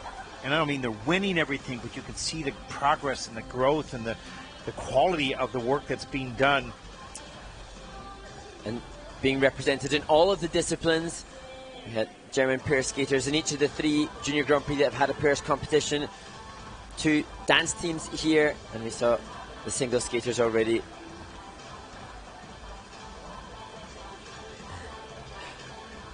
Well, 72.23 is their season's and personal best, so will they come close to that? They're going to need a 79.65 to take the lead. That may not happen here, probably, or even silver. We'll see. It's fairly close in the competition so far, with just a point separating first and second place at this stage. Well, we saw how tight it was all the way down the list, really, after the top few teams. So dance is not known for a lot of changes like we saw in the men's event a little earlier this morning. Gosh. Skater jumping from number 16 after the short program to win the silver medal. It's quite the leap. But the dancers so conscious of the need to secure good levels and good GOEs, and that can be such a big indicator of movement from rhythm dance to free dance. The free dance scores for Alexia and Jan, 70.75. That is 5th in the free dance with a total competition score of 121.54. That put Alexia and Jan from Germany in the 4th place. There's a look at your leaderboard so far in the competition. 11 teams to come. And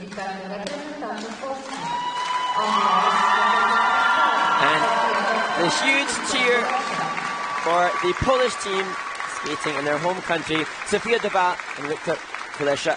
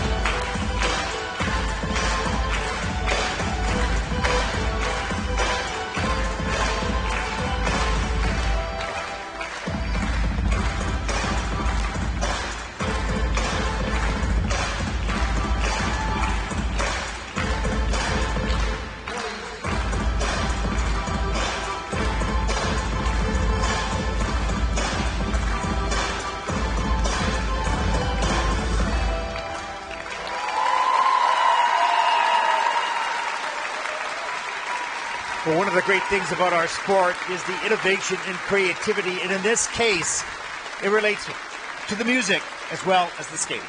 Yeah, the ice dancers have the chance to choose any choice of music, provided there's a rhythmic and audible beat throughout, and brave and bold choice to use such a unique and individual piece for the Polish team. And wonderful to hear the reaction from those here in Gdansk.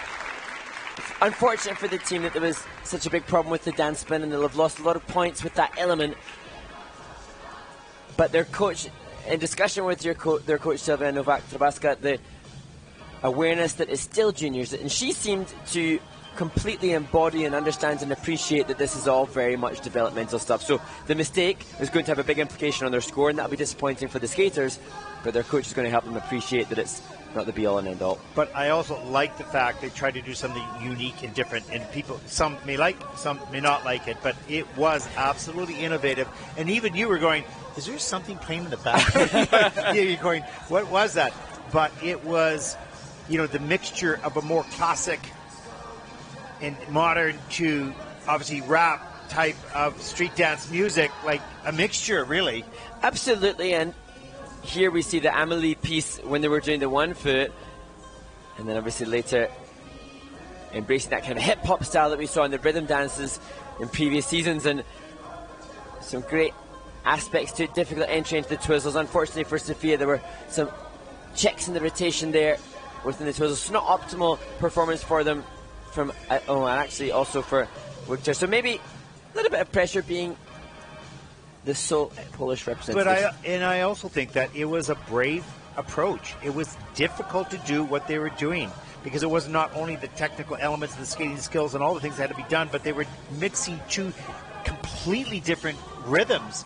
And it wasn't, you know, you see the opening classic pose, and what was the last pose?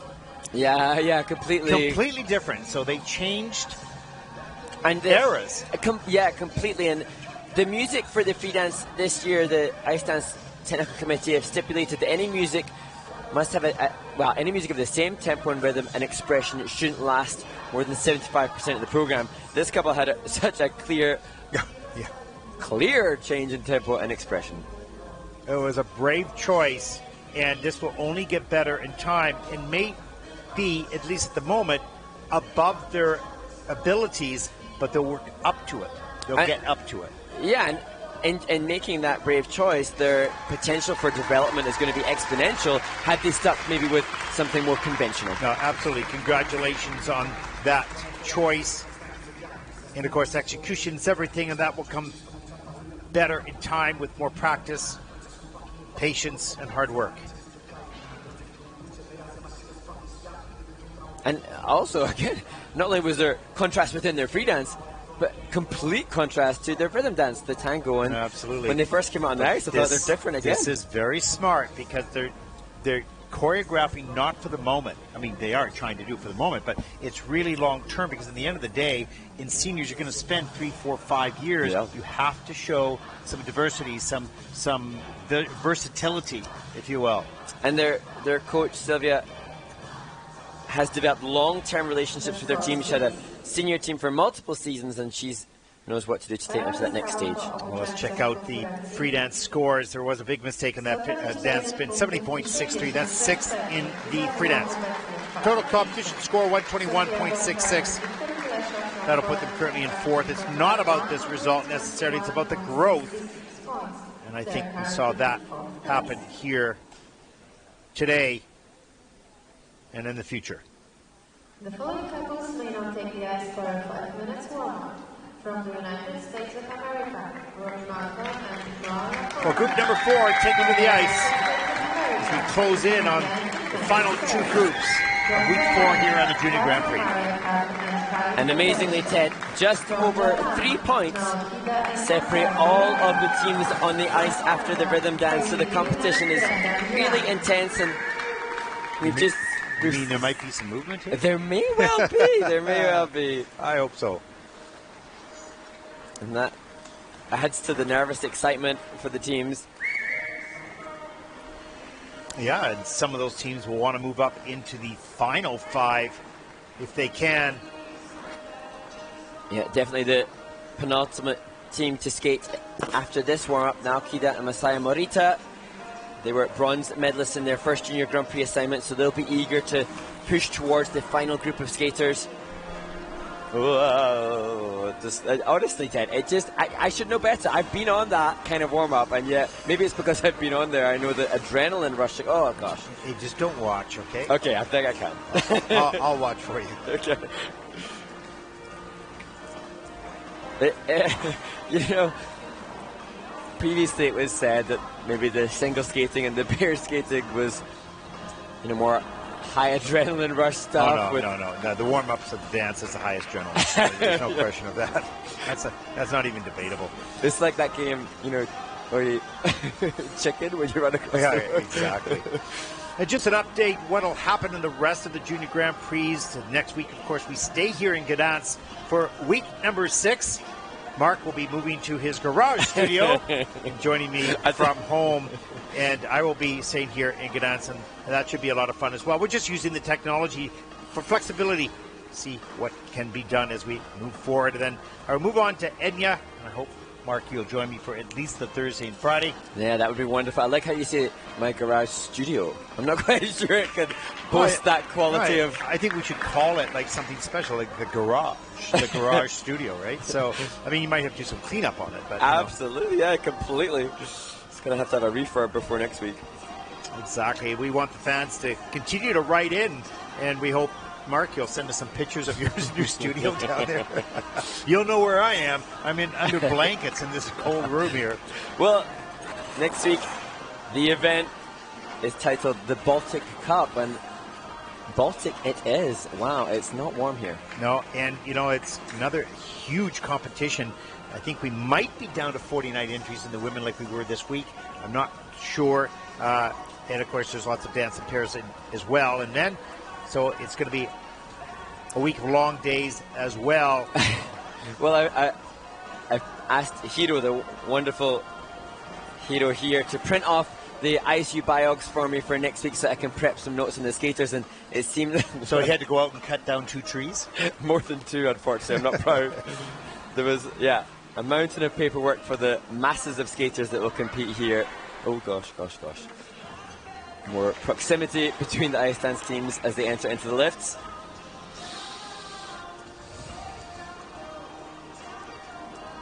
And then we'll move on to Egna, Italy, and of course that does not include the pair event, so that those are shorter days, but still very big events. And we'll find out even next week the growing list of those who qualify for the Junior Grand Prix final in Torino in early December.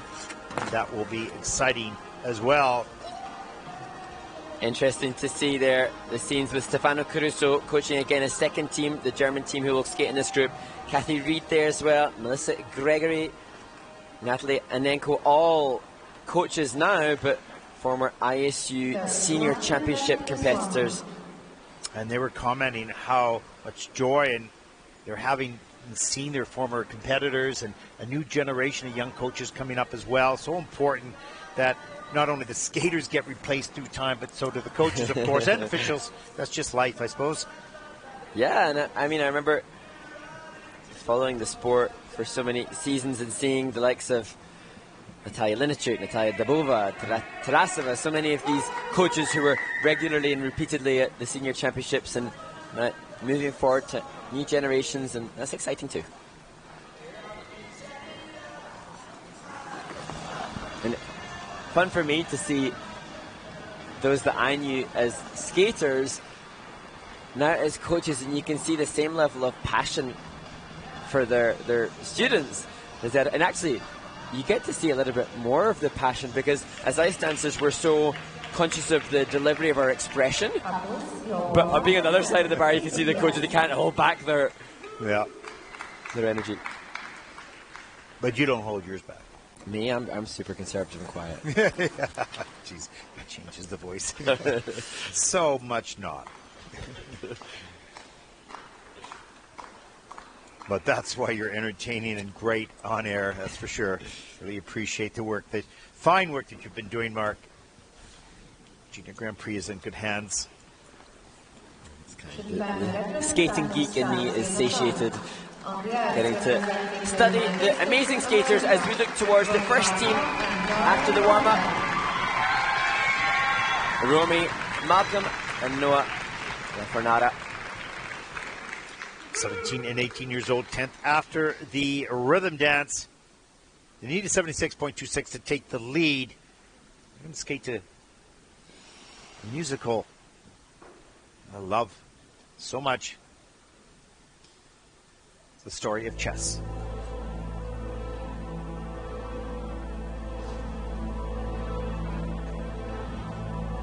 Knowing I want you, knowing I love you, I can't explain why I remain careless about you.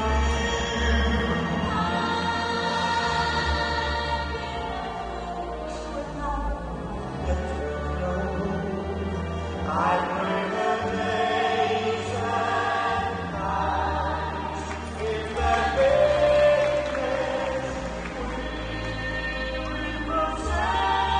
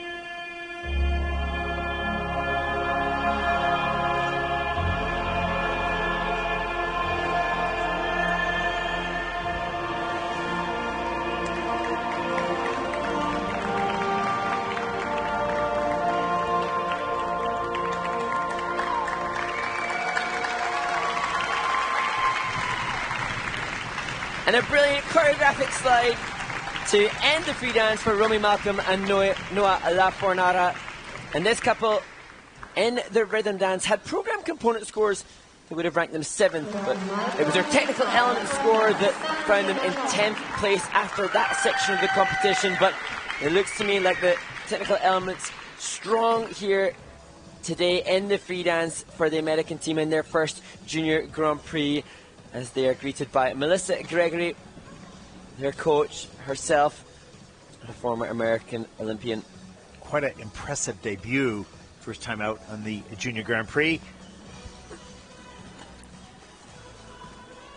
And the couple, I read it, chosen the chess story, the love story from chess, picked because they wanted to interpret the strong characters. And I wasn't familiar with the music.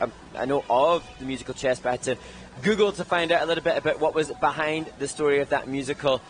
And that obviously has been the muse and the focus for the team to try to interpret that within their free dance. As you see, the straight line lift, he in the difficult spread eagle position, that his feature. And Romy in the split position, indeed an oversplit, showcasing amazing flexibility. Just a little bit of a wobble, I think, for Noah within the twizzle, so dropping a level.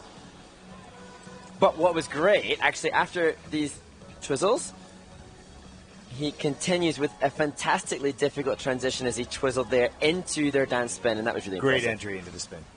I think also it was a great exit out of it as well, which we'll see, hopefully, if my memory serves me correctly, as they exit the dance spin, which was given a level 4 by the technical specialists. Beautiful layback here. And with a leg kick over. Yeah, that was nice. You got most of it, not all of it. And good ice coverage through the choreo slide as well. Nice positions again. And the team look mature in their delivery. 18. They need at 76.26 to take the lead. And they should come pretty close to that. The scores, please. Teraz zyskała w obu częściach konkurencji. Freedance scores for Robbie and Noah, 80.60. That's second in the free dance, but a 134.78 for the competition, and that will put Robbie and Noah into first place. 134.78 points. They're currently in first place.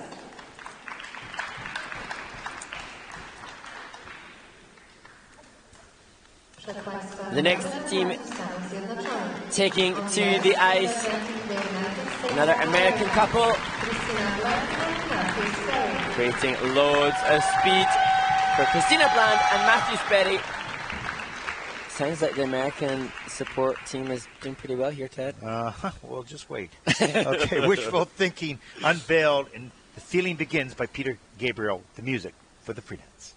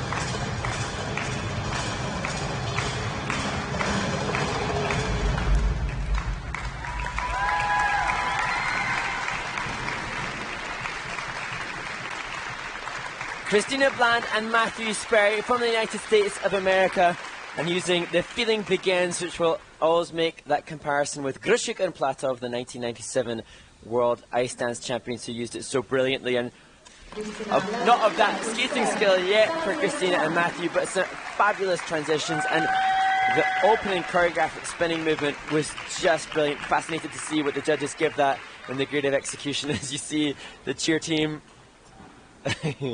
And as we touched on in the rhythm dance, Christina studying political science at the Uni of Michigan, mechanical engineering, the study of choice for Matthew, so both academics and brilliant skaters as well.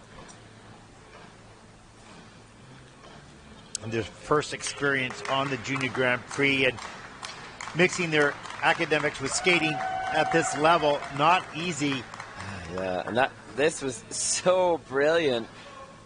This choreo spinning movement, and of the character, maintaining flow and an effortless transition out of it, as you see quality backwards crossover there too from Matthew, and taking some of the transitional content, because particularly at the beginning of the program, as you see the different handhold at the beginning, just an awareness of so much transitional content, unique content, difficult content, and then that cross roll step forward into the 1 foot turn, perfectly timed with the music, forcing the hand of the judges to go up in the GOE as you see them work the edges on the inside bracket there.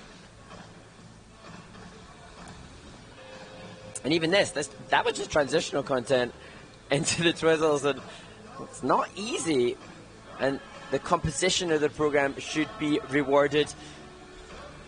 Judges looking for connection between and within the elements, and a variety and contrast of energy and movements for the presentation mark. Upside down and a difficult hold is the difficult feature there. And if anything, Ted, I just thought maybe the choreographic character step, maybe just, oh, that was great though too. You must have been looking that down was weaker, but yeah. because I saw that and I thought, wow, that's interesting. But you can see they both have, pretty equal skating skills, and I'm not sure how long they've been together, but they developed those early on in their career. And, well, as we said in the rhythm dance, they work together just to organize their schedules, as you see Natalia Anenko with them, who's the most beautiful of skaters on their coaching staff, and their lead coach, Igor Spielban, currently at the Challenger Series event elsewhere in Europe this weekend.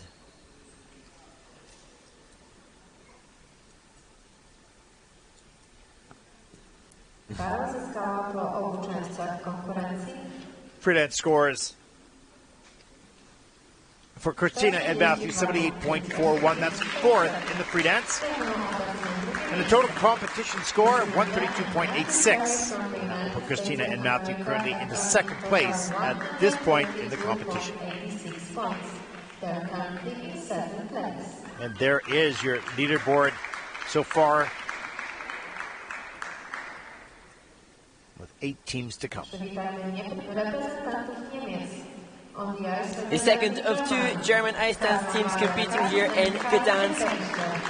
And the second Junior Grand Prix this year for Carla Maria Carr and Kai Ahaforister.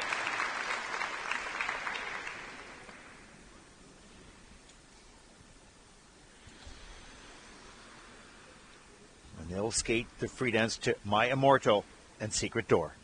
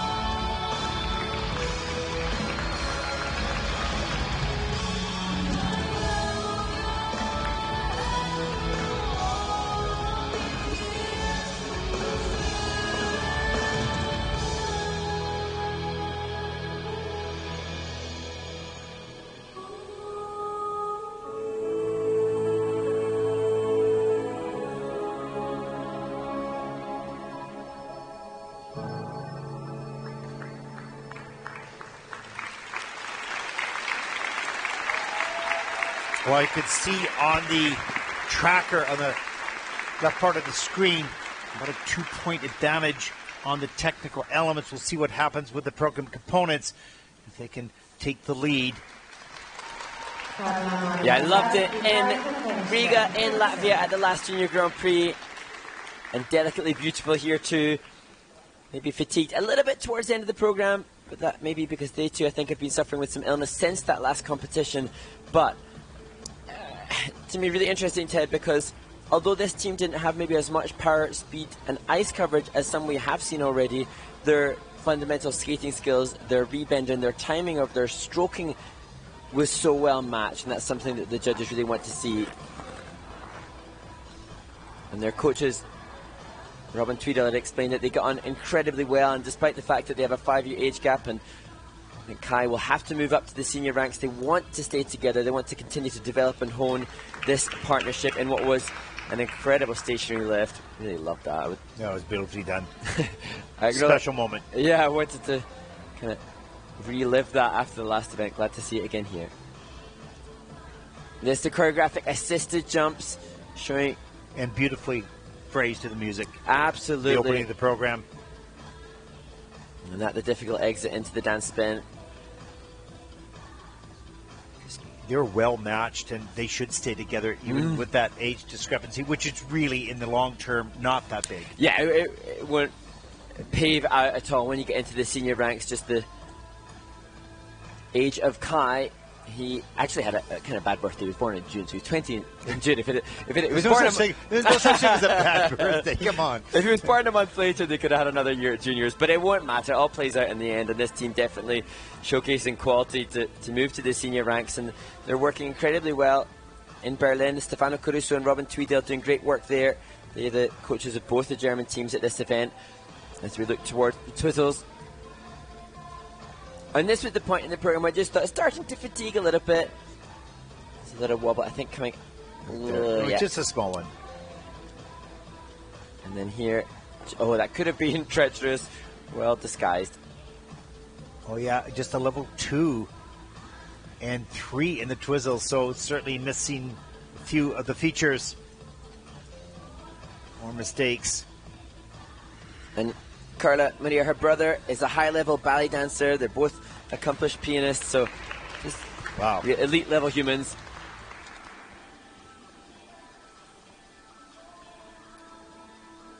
$84 points in Riga. Yeah, 84.44, hoping to come close to that. They will need over 80.16 to take the lead in this competition. As we start to wind down towards the final 5 teams, we will have an ice resurfacing. 2 more teams to come in this group, and then the ice resurfacing in the final 5 of this event and competition here in Gdansk. As we progress along the Junior Grand Prix Series of 2022. It's been really nice to see a new generation, young skaters coming in. Of course, in Courchevel, mostly everyone was new to the game. There were very few people that had Junior Grand Prix experience from previous years. Let's take a look at the free dance scores for Carla Maria and Kai. 82.65. That's first in the free dance with a 137.28. And that'll put Carla Maria and Kai into first place. In total, 137.28 points. They're currently in first place.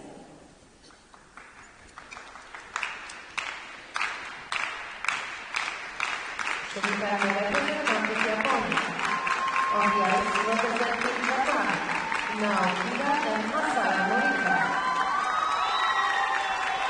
Bronze medalists in Ostrava. And the first to win an ice dance medal in the Junior Grand Prix for Japan. Naokida and Masaya Morita. They're just a little disappointed with the rhythm dance after grabbing that bronze medal in their first Junior Grand Prix, looking to redeem themselves right now in the free dance.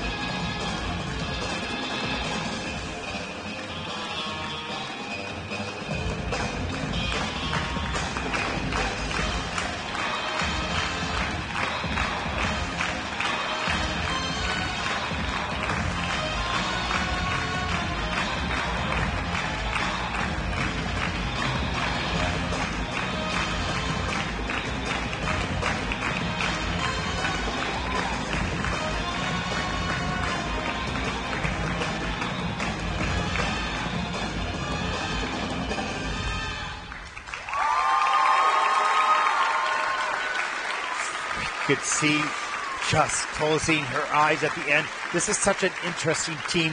Had a conversation with Kathy Reed about this team that she's afraid because they push the edge. They go so aggressive all the time. She's trying to tone them down a little bit.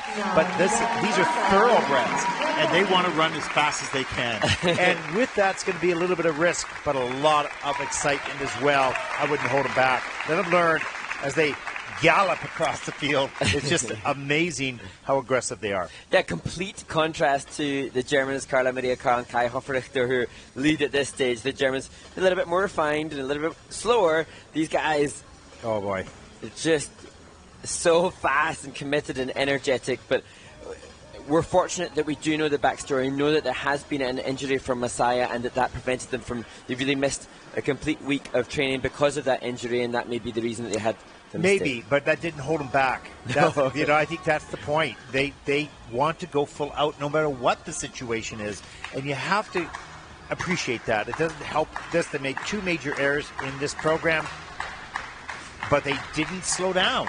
They kept accelerating. Absolutely, and that part of the reason that they had that bronze medal at their first Junior Grand Prix, and you can see now Kira just having the problems within the twizzle, but look at the depth of that edge on the right forward outside rocker and the back part of it. Using a twizzle within the 1 foot, that less common. Most of the teams save the twizzle as the last of the 4 difficult turns used within the 1 foot. And you can see here, just so conscious of the knee injury that Messiah has, but he didn't show it. This interesting when they came to the diagonal step sequence, and again loads and loads of speed, which is wonderful. Kathy will be working on refining the free leg positions that we see as they attempt the different difficult turns within this diagonal step. You can see just not the same extension that we'll see from the final group, but passion. I love Messiah. Look at this here. Oh, sorry, my bad. Cut the clip too soon. And just leaned back too far, slipped off the edge.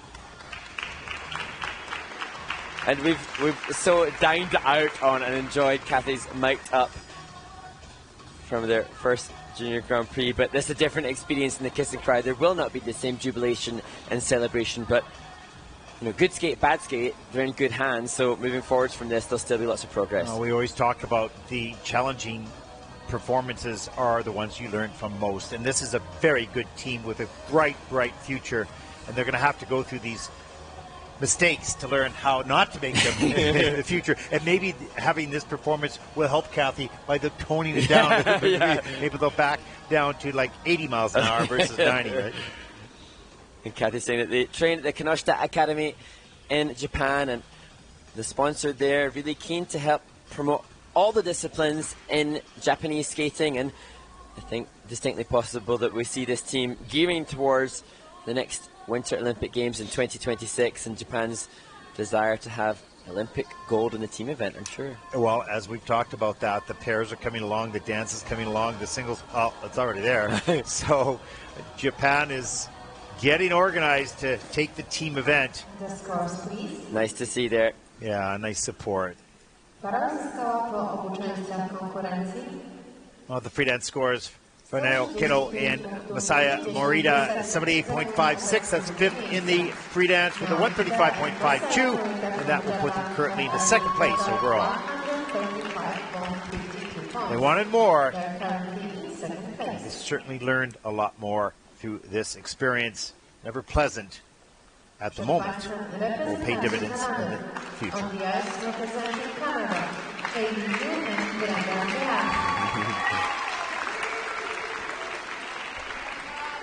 17-year-old Haley Yu and 19-year-old Brendan Gang from Canada take to the ice. And maybe this is the final Indian dance themed 82.94 personal best back in Ostrava. Looking to improve on that right here.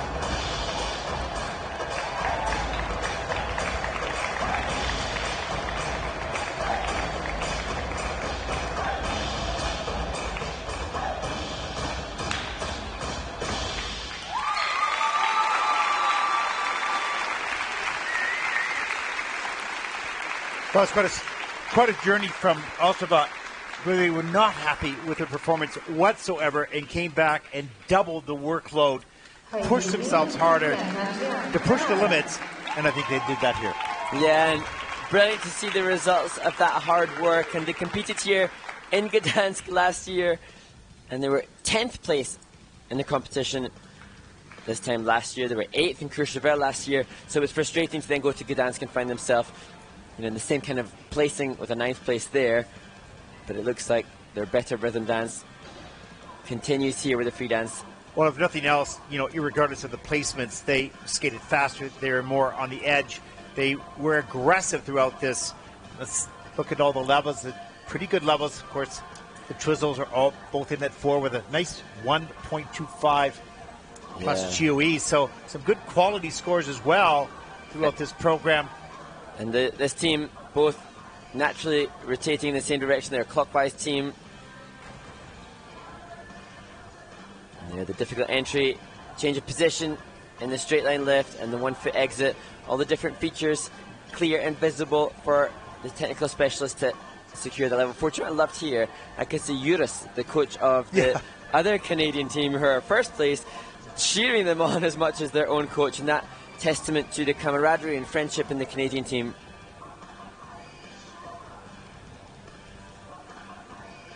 Yeah, really visible increase in the speed and the ice coverage, and that'll be reflected in the skating skills and the component scores.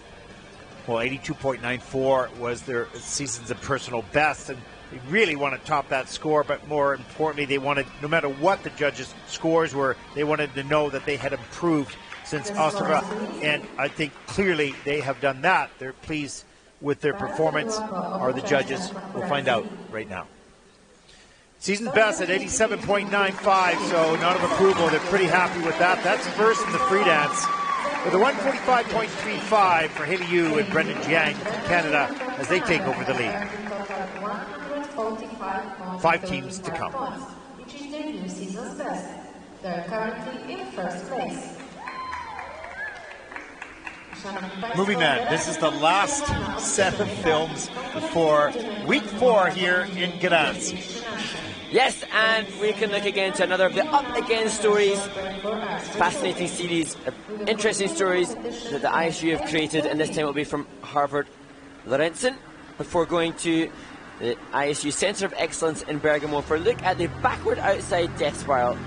And finally, again, reaffirming the importance of World Ice Skating Day, which will take place on the 4th of December this year. Well, enjoy and stay tuned, as we'll be back with the final 5 teams right after this.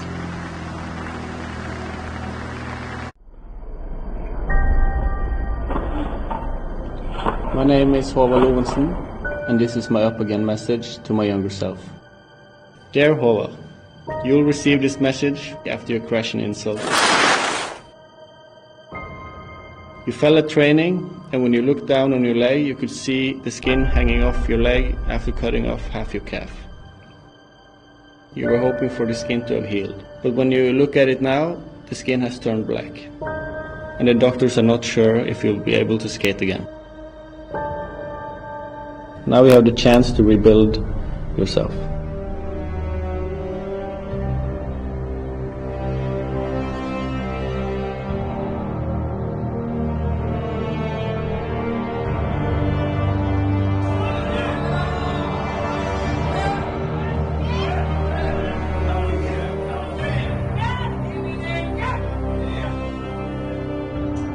Now you're back on the ice with less fear than before, because you have experienced that you can get up again after a bad crash. Now you use what you've learned for the pursuit of Olympic gold.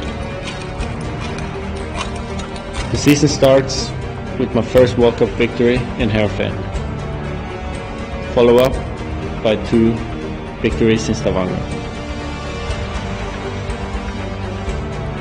I get my 4th victory in Erfurt 1 month before the Olympics. The highlight is the Olympic gold medal in the 500 meters in Courchevel.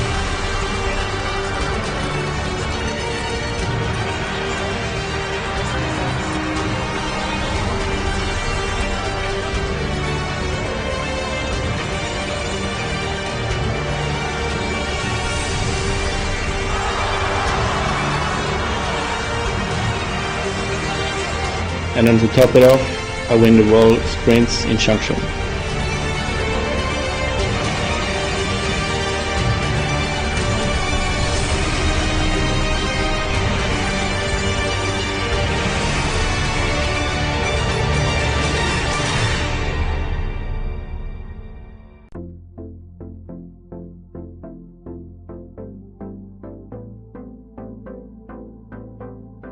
Hello everybody, welcome to the ICU Center of Excellence in Bergamo. My name is Barbara Luoni, I'm a figure skating coach. Today we are talking about one of the most elegant pair moves, the back outside the spiral. Let's start.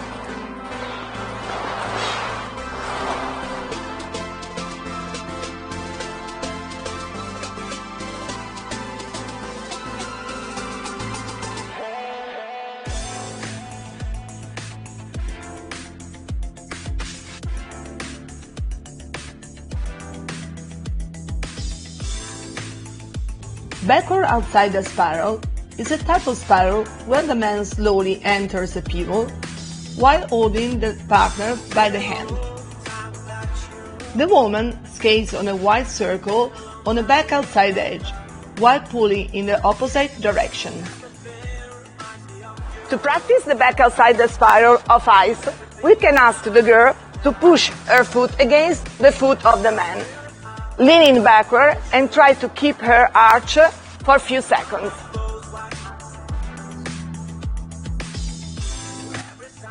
During the back outside the spiral, there must be a connected pull between the two partners, so that the woman can use the centrifugal force to get into the correct position.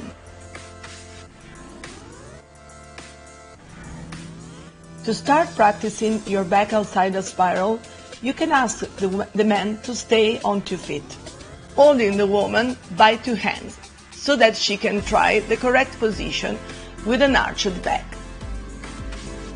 As you're watching, this exercise helps the skaters to feel the tension between each other. You can use your creativity to build different types of entrances and exits while performing your dust spiral.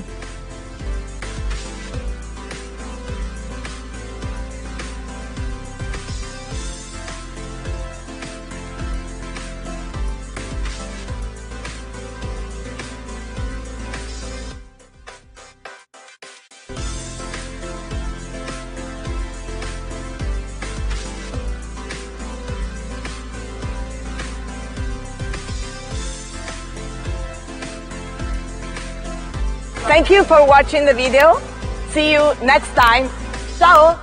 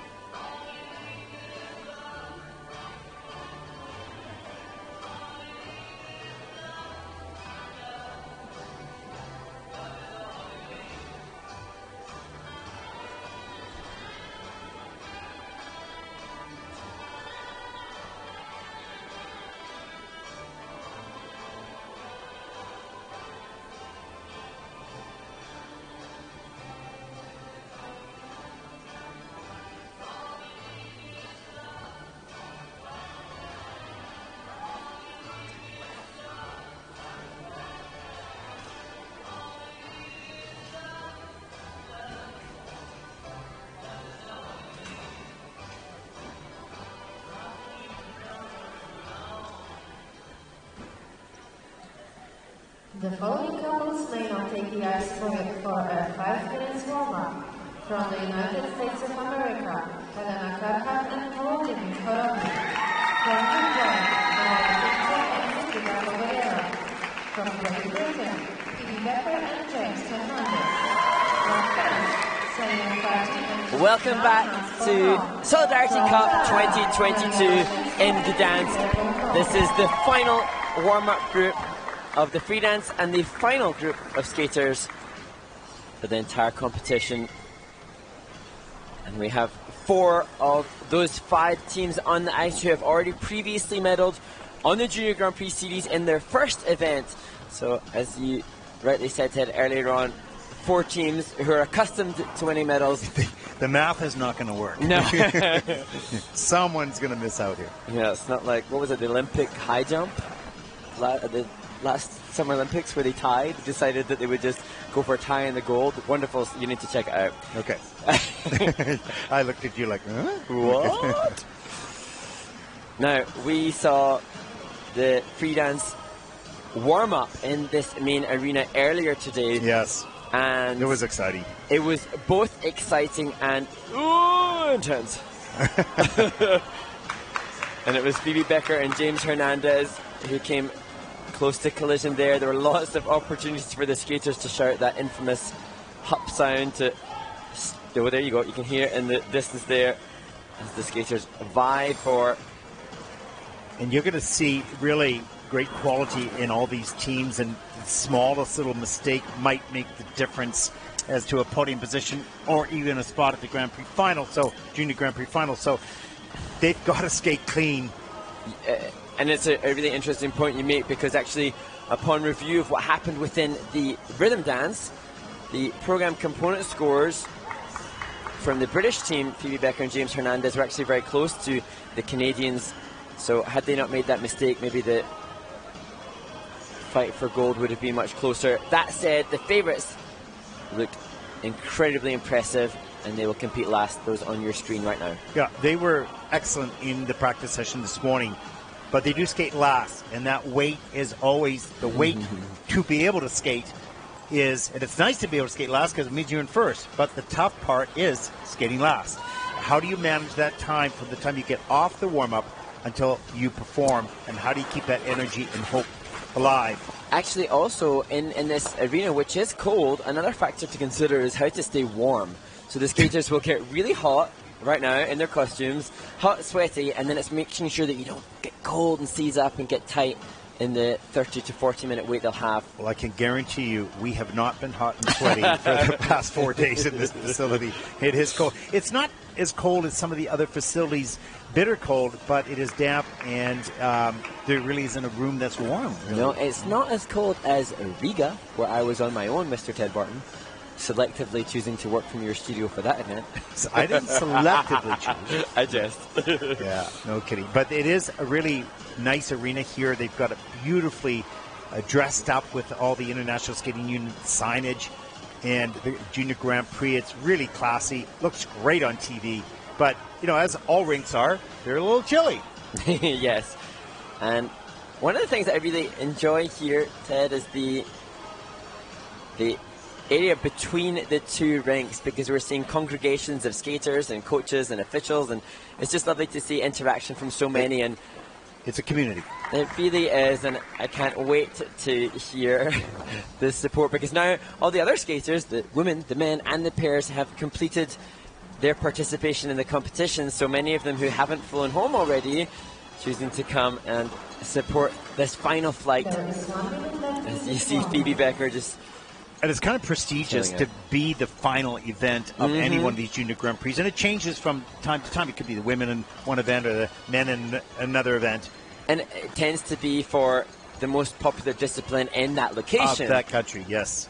And maybe, you know, I've touched on it before many times. I've mentioned the fact that Poland did win a Junior World Ice Dance title. Popular discipline here. Oh, they're getting a little rowdy in the stands. You'll have to continue as you go, stay on site for the next 2 events. That you'll have to continue to test and motivate the skaters to see who can be loudest in supporting. I'll just say, Mark said. You Mark said. There they are. There's the Canadian contingent ready to cheer their teammates on. And your wife's in the mix. Do you think she's going to be loud and vocal here? Maybe to me, but not.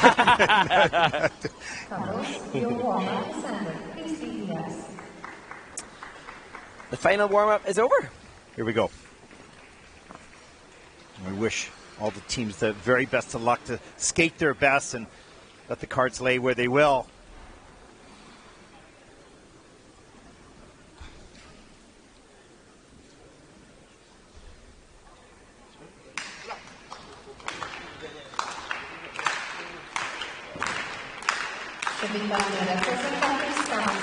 The first couple cheered on by the two previous American ice dance teams who are in the stands now supporting them. Helena Carhart and Vladimir Hrabyi. Now they're obviously fifth after the ribbon dance and looking to move up if they possibly can as they skate a long way down.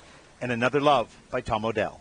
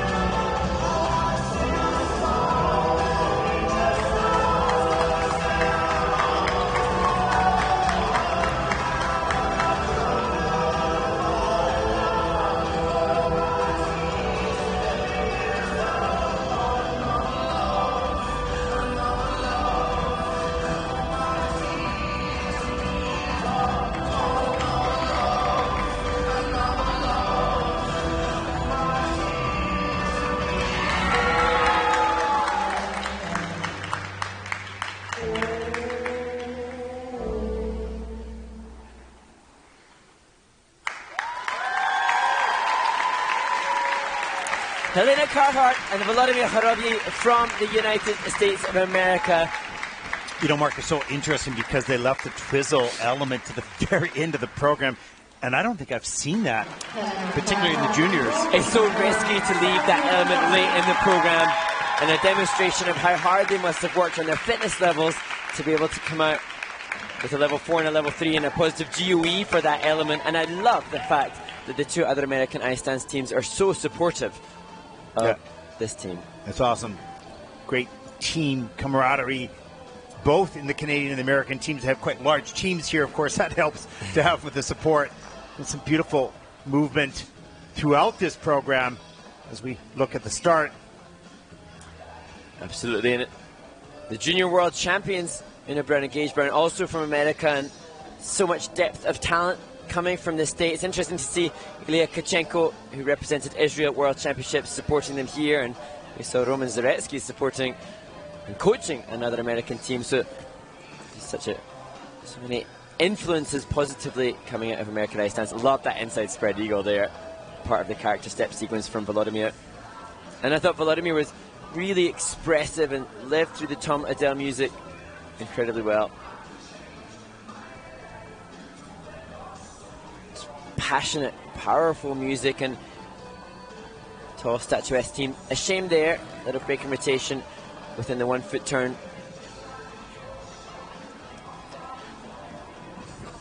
This team choosing to do a combination lift as opposed to 2 types of short lift. The juniors have the option of 2 different types of short lift, up to 7 seconds each, or a combination lift, up to 12 seconds in total. And this, look at the commitment and passion to the contemporary work.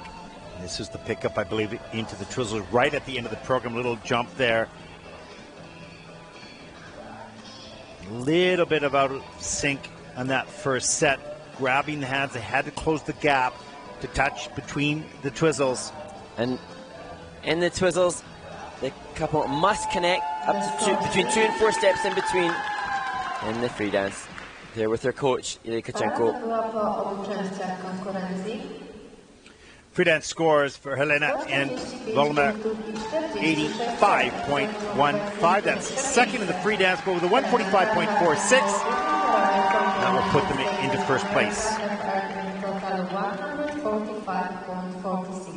You can see how close that is between first and second. And just 11 tenths of a point.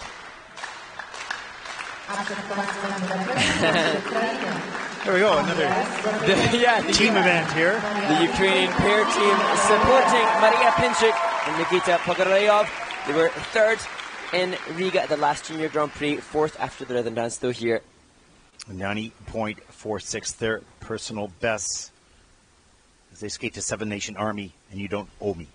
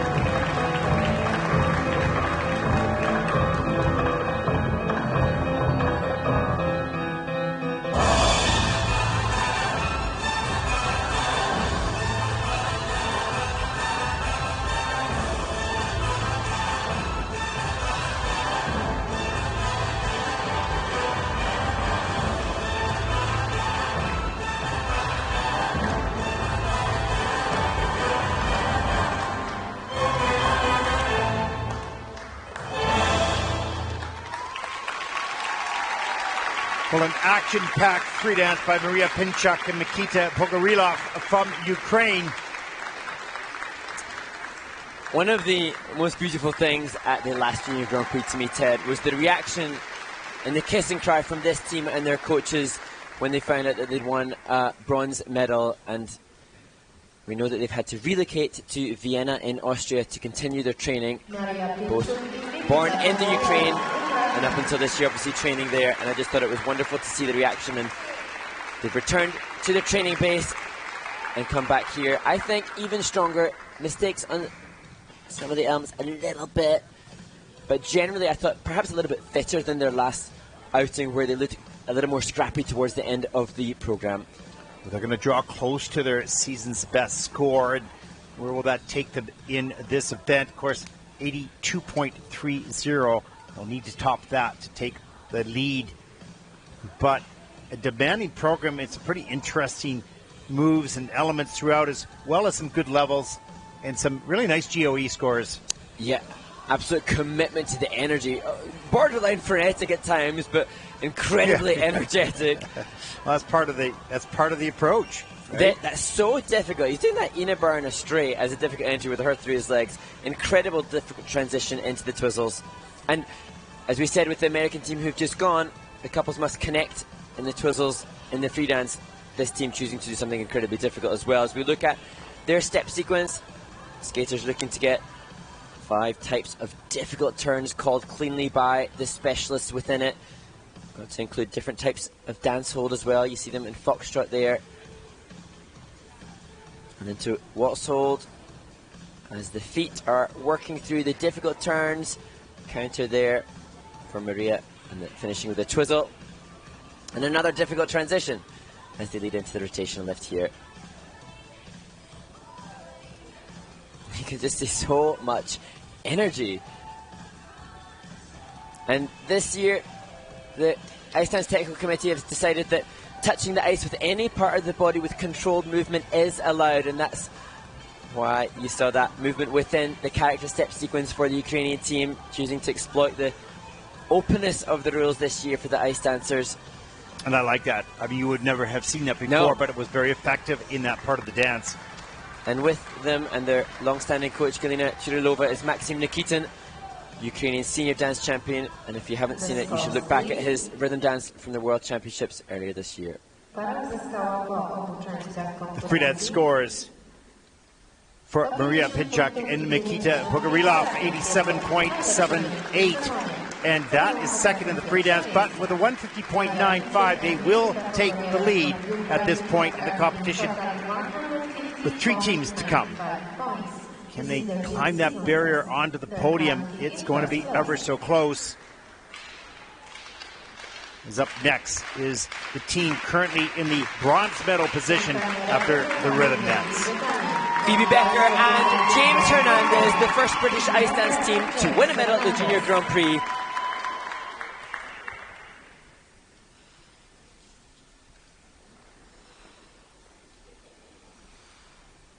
And they will be using a classic for their free dance here, going for a medal, skating to the Four Seasons.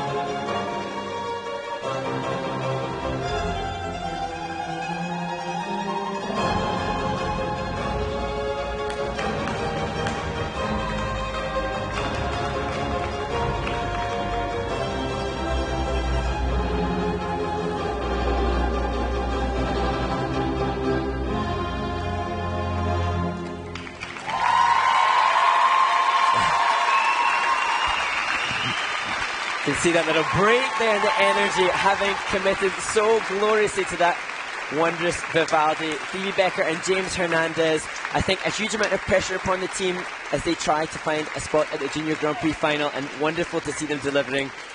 And such beautiful skating skills, and really a good choice of music, been used so many times, but each skater can make it their own in many ways, and I believe they did here.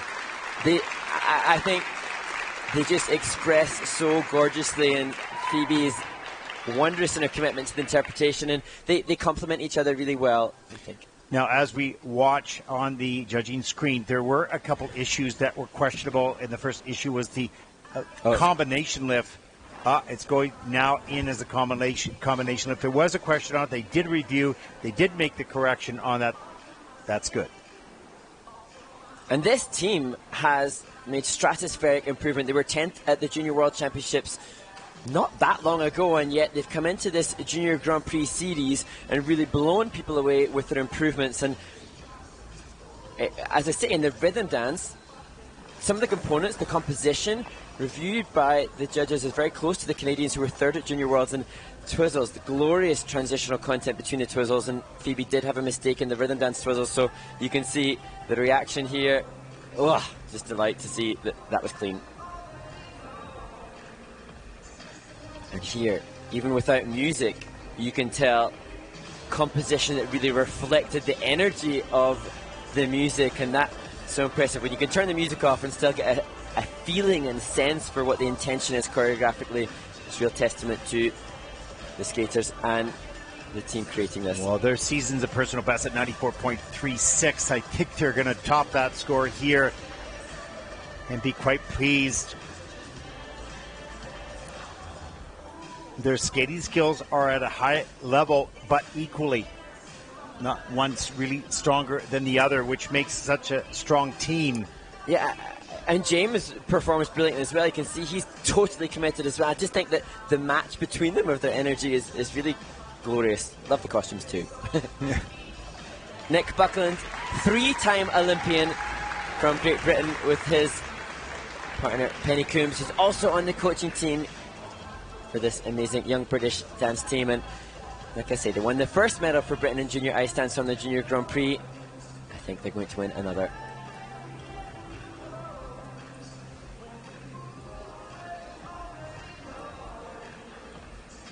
Really impressive to see a level 3 in the step sequence, level 3 in the 1 foot as well. Just a level 2 though in the dance spin. That'll be something that they will rectify moving forward as the season progresses, I'm sure. The free dance scores for Phoebe and James, season's best, 94.68, just slightly above their previous season's best. That's first in the free dance with a total competition score 158.85, and that will guarantee them the bronze at least. And will that be enough for the final? They're going to have to wait for the next two competitions to find out. 2 bronzes, yes and no, all depending.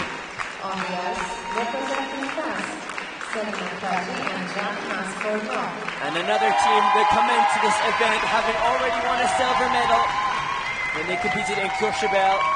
France's Selina Fragi and Jean-Han Gournot. 89.02, their personal best. That was last season.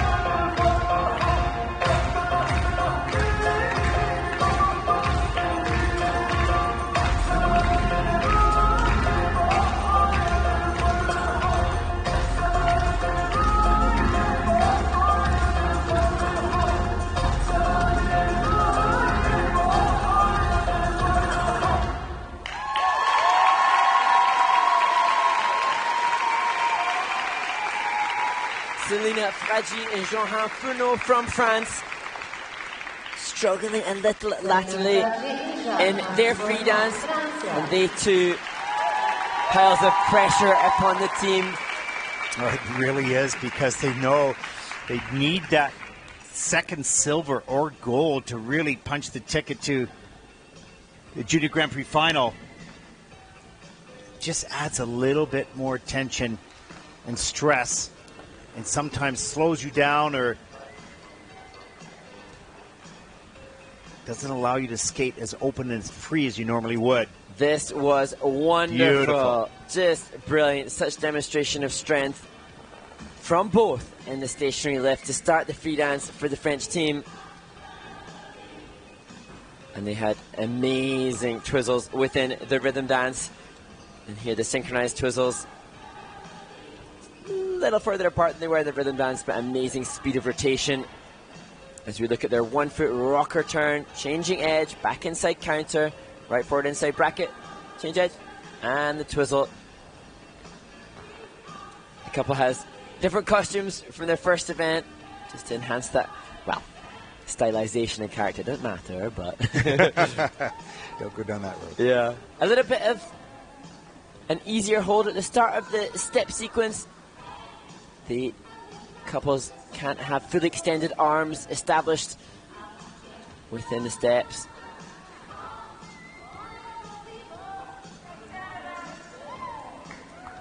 Just opportunity to see depth of edge set through these turns. And interestingly, same dismount which we saw from them in the rhythm dance. This year, the lifted partner's difficult pose or change of pose in the rhythm dance short dance lift must be different from the same type of short lift in the free dance. That's new this season.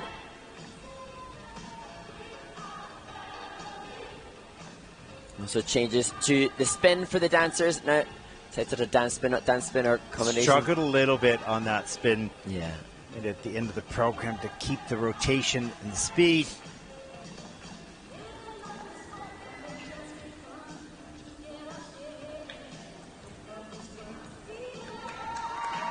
They have a point lead, I think, over the Brits coming into the free dance. They need a 93.63 or more to take the lead. Will it be enough? Season's best at 91.88, but that's second in the free dance. The total competition score of 157.11, and that will put them into second place at the moment with one team to come. They will grab a medal, but they'll drop one spot from silver to bronze.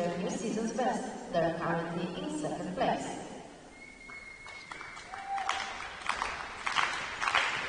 I have been nothing but hugely impressed by this next team and the support they have given to every other one of the Canadian team who have competed here. They've had the pressure to skate last in the entire competition, and yet they've devoted their energy to others, and it's wonderful now to see the Canadian teammates support them. 18 and 21, and they'll skate for gold right now to Anna's team from the red violin.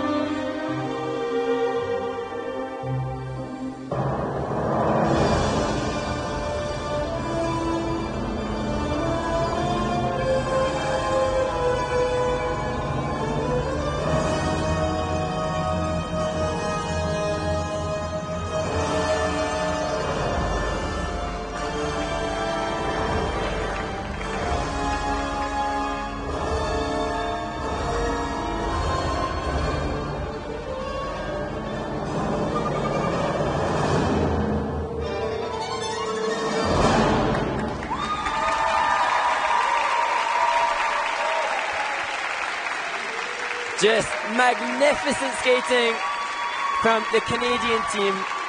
They were the World Junior Bronze medalists and starting their campaign on the international circuit as they head towards trying to turn that bronze into gold at the end of this season. Nadia Boshinska and Peter Beaumont. You asked me the other day, do you ever get nervous when you're watching skaters that you know? And I said, no, I don't. After all those years, everything's equal and fair. But in this case, I was, because they push the limits. They really do. Every detail, it's risky, but the reward is even greater. You have to try. You know, I can totally understand why you would get nervous, because there's an emotional connection, because this team has shown such compassion and kindness to other people.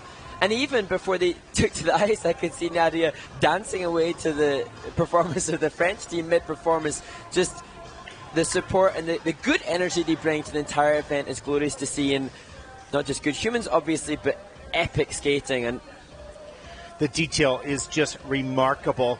And the patience and the quality of every move from the fingertip to the foot. Nice. Look at the detail. Take the time to look up to the sky.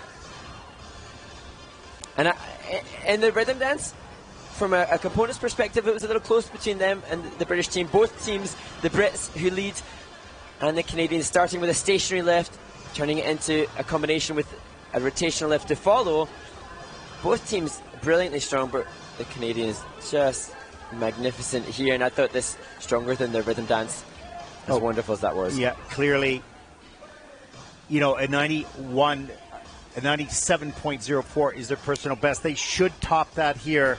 Well, the world record for juniors in the free dance is 108.91, and I think, if not here, certainly they have the potential to top that. It's been an amazing season for junior ice dance already. Mrazkova and Mrazek broke the junior world record for the rhythm dance. Just so many brilliant teams, and this... The Junior Grand Prix final will be outstanding in the dance in Torino. Just transitional content throughout as we look to see the twizzles, and beautiful extension of the free legs, fingertip extension as well. Increases speed as soon as they bend that free leg, as they did in the rhythm dance. So effective. And really, like the foot alignment, the foot placement in the coupe type position on the third twizzle, the Group C feature, so well matched. Testament to their hard work and their time together as a team.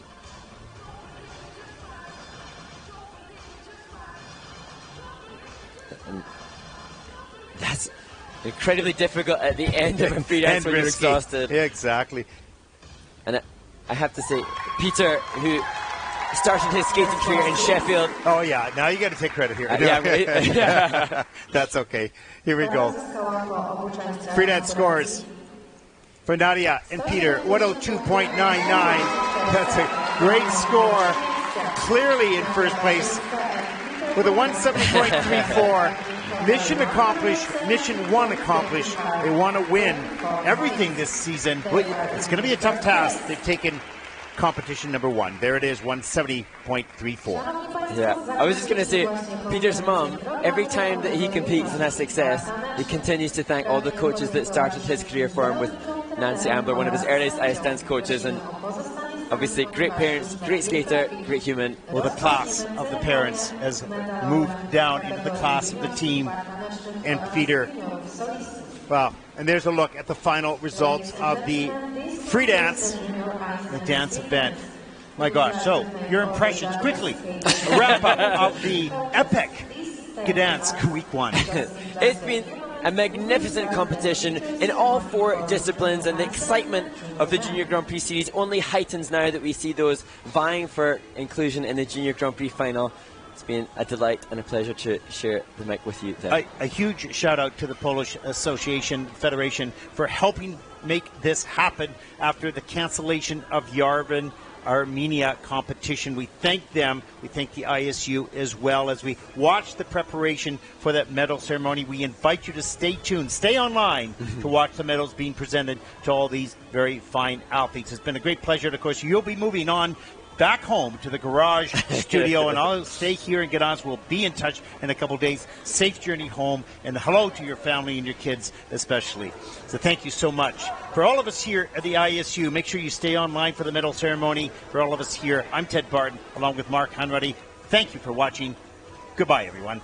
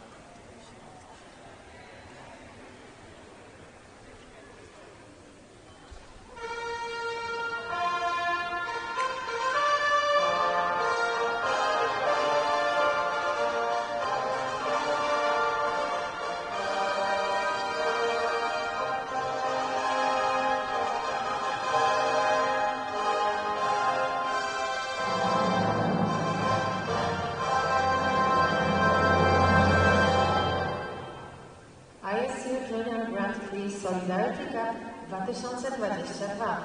Ceremonia medalowa tańce na lodzie kategoria junior. ISU Junior Grand Prix Solidarity Cup 2022. Victory Ceremony Junior Ice Dance.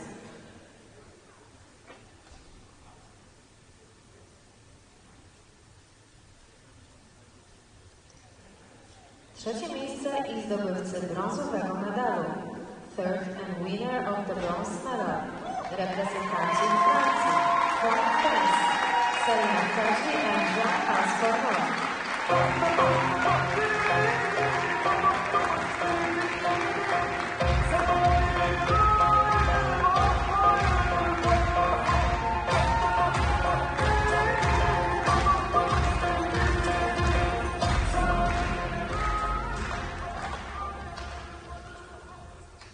Drugie miejsce i zdobywcy srebrnego medalu.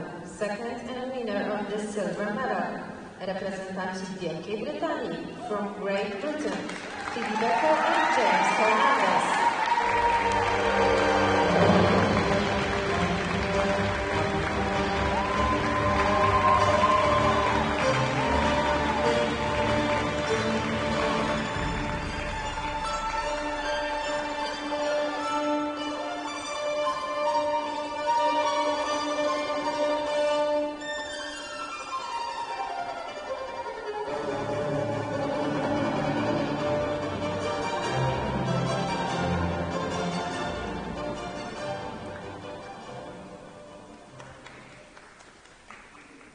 Pierwsze miejsce i zdobywcy złotego medalu.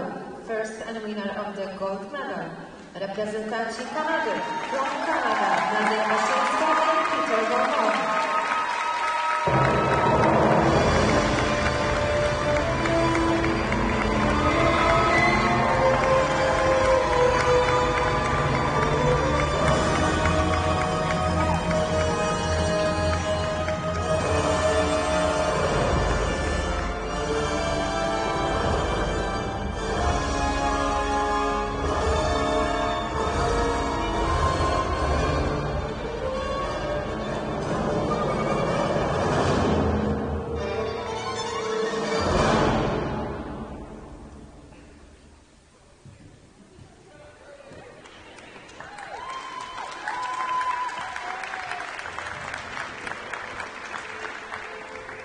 Powitajmy pana Jacka Teszera, prezesa Polskiego Związku Łyżwiarstwa Figurowego, który będzie wręczał medale. Please welcome Mr. Jacek Tesher, the president of Polish Figure Skating Association, who will award the medals.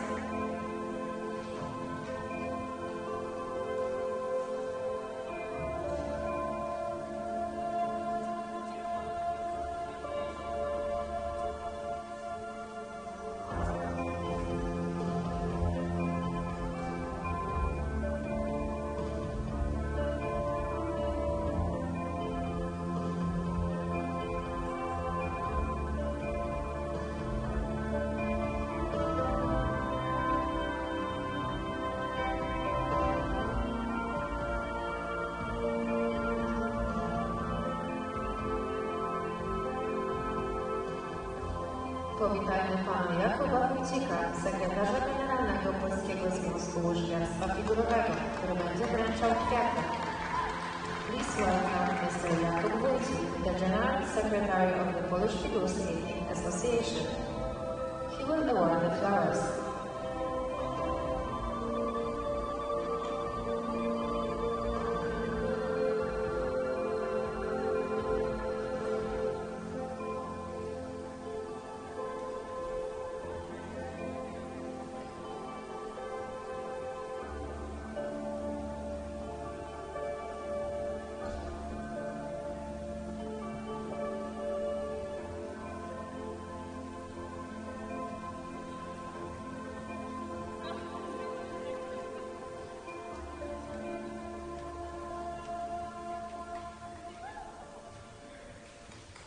Szanowni Państwo, prosimy o powstanie do hymnu narodowego zwycięzców.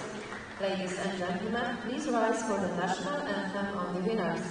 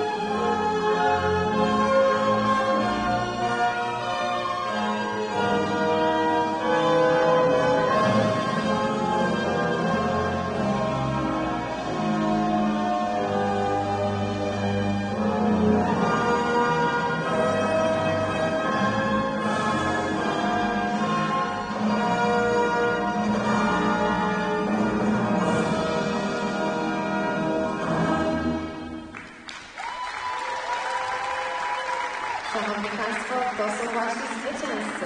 Ladies and gentlemen, these are your medalists.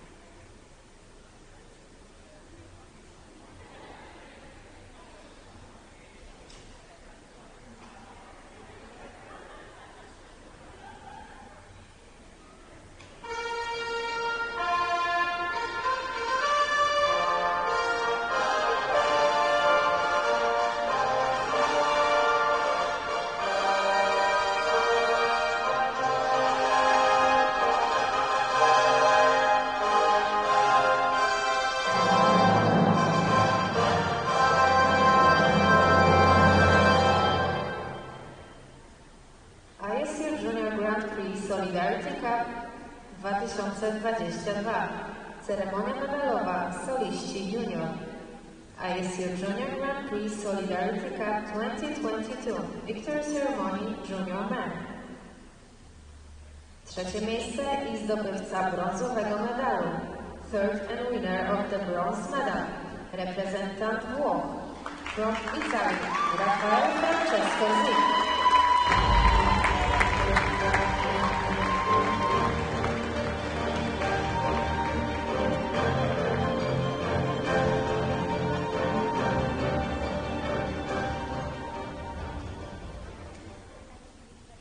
Drugie miejsce i zdobywca srebrnego medalu. Second and winner of the silver medal. Reprezentant Chin. From China, Yudong Chen.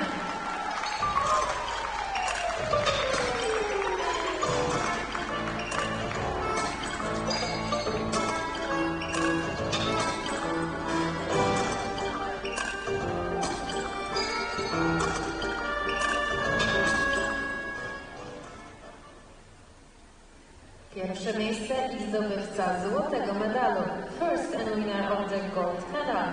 Reprezentant Stanów Zjednoczonych. From the United States of America, Luca Broussard.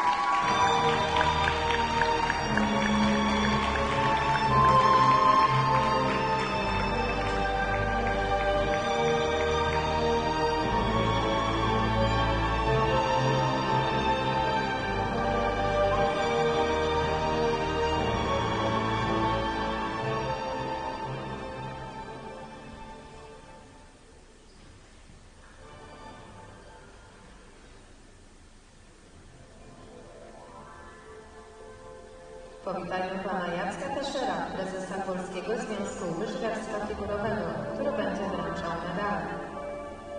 Please welcome Mr. Jacek Teszer, the president of the Polish Figure Skating Association. He will award the medals.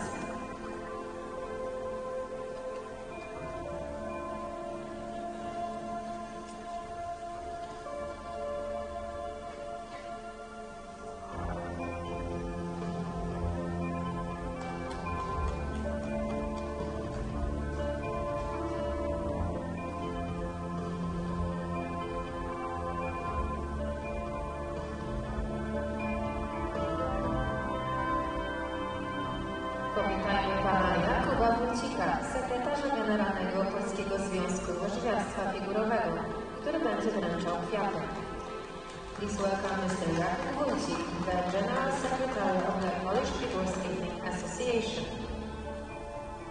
He will award the flowers.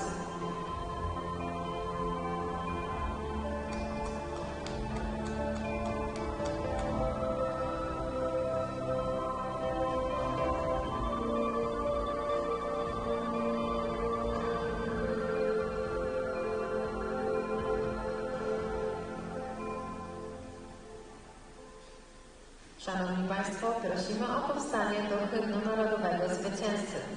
Ladies and gentlemen, please rise for the national anthem of the winner.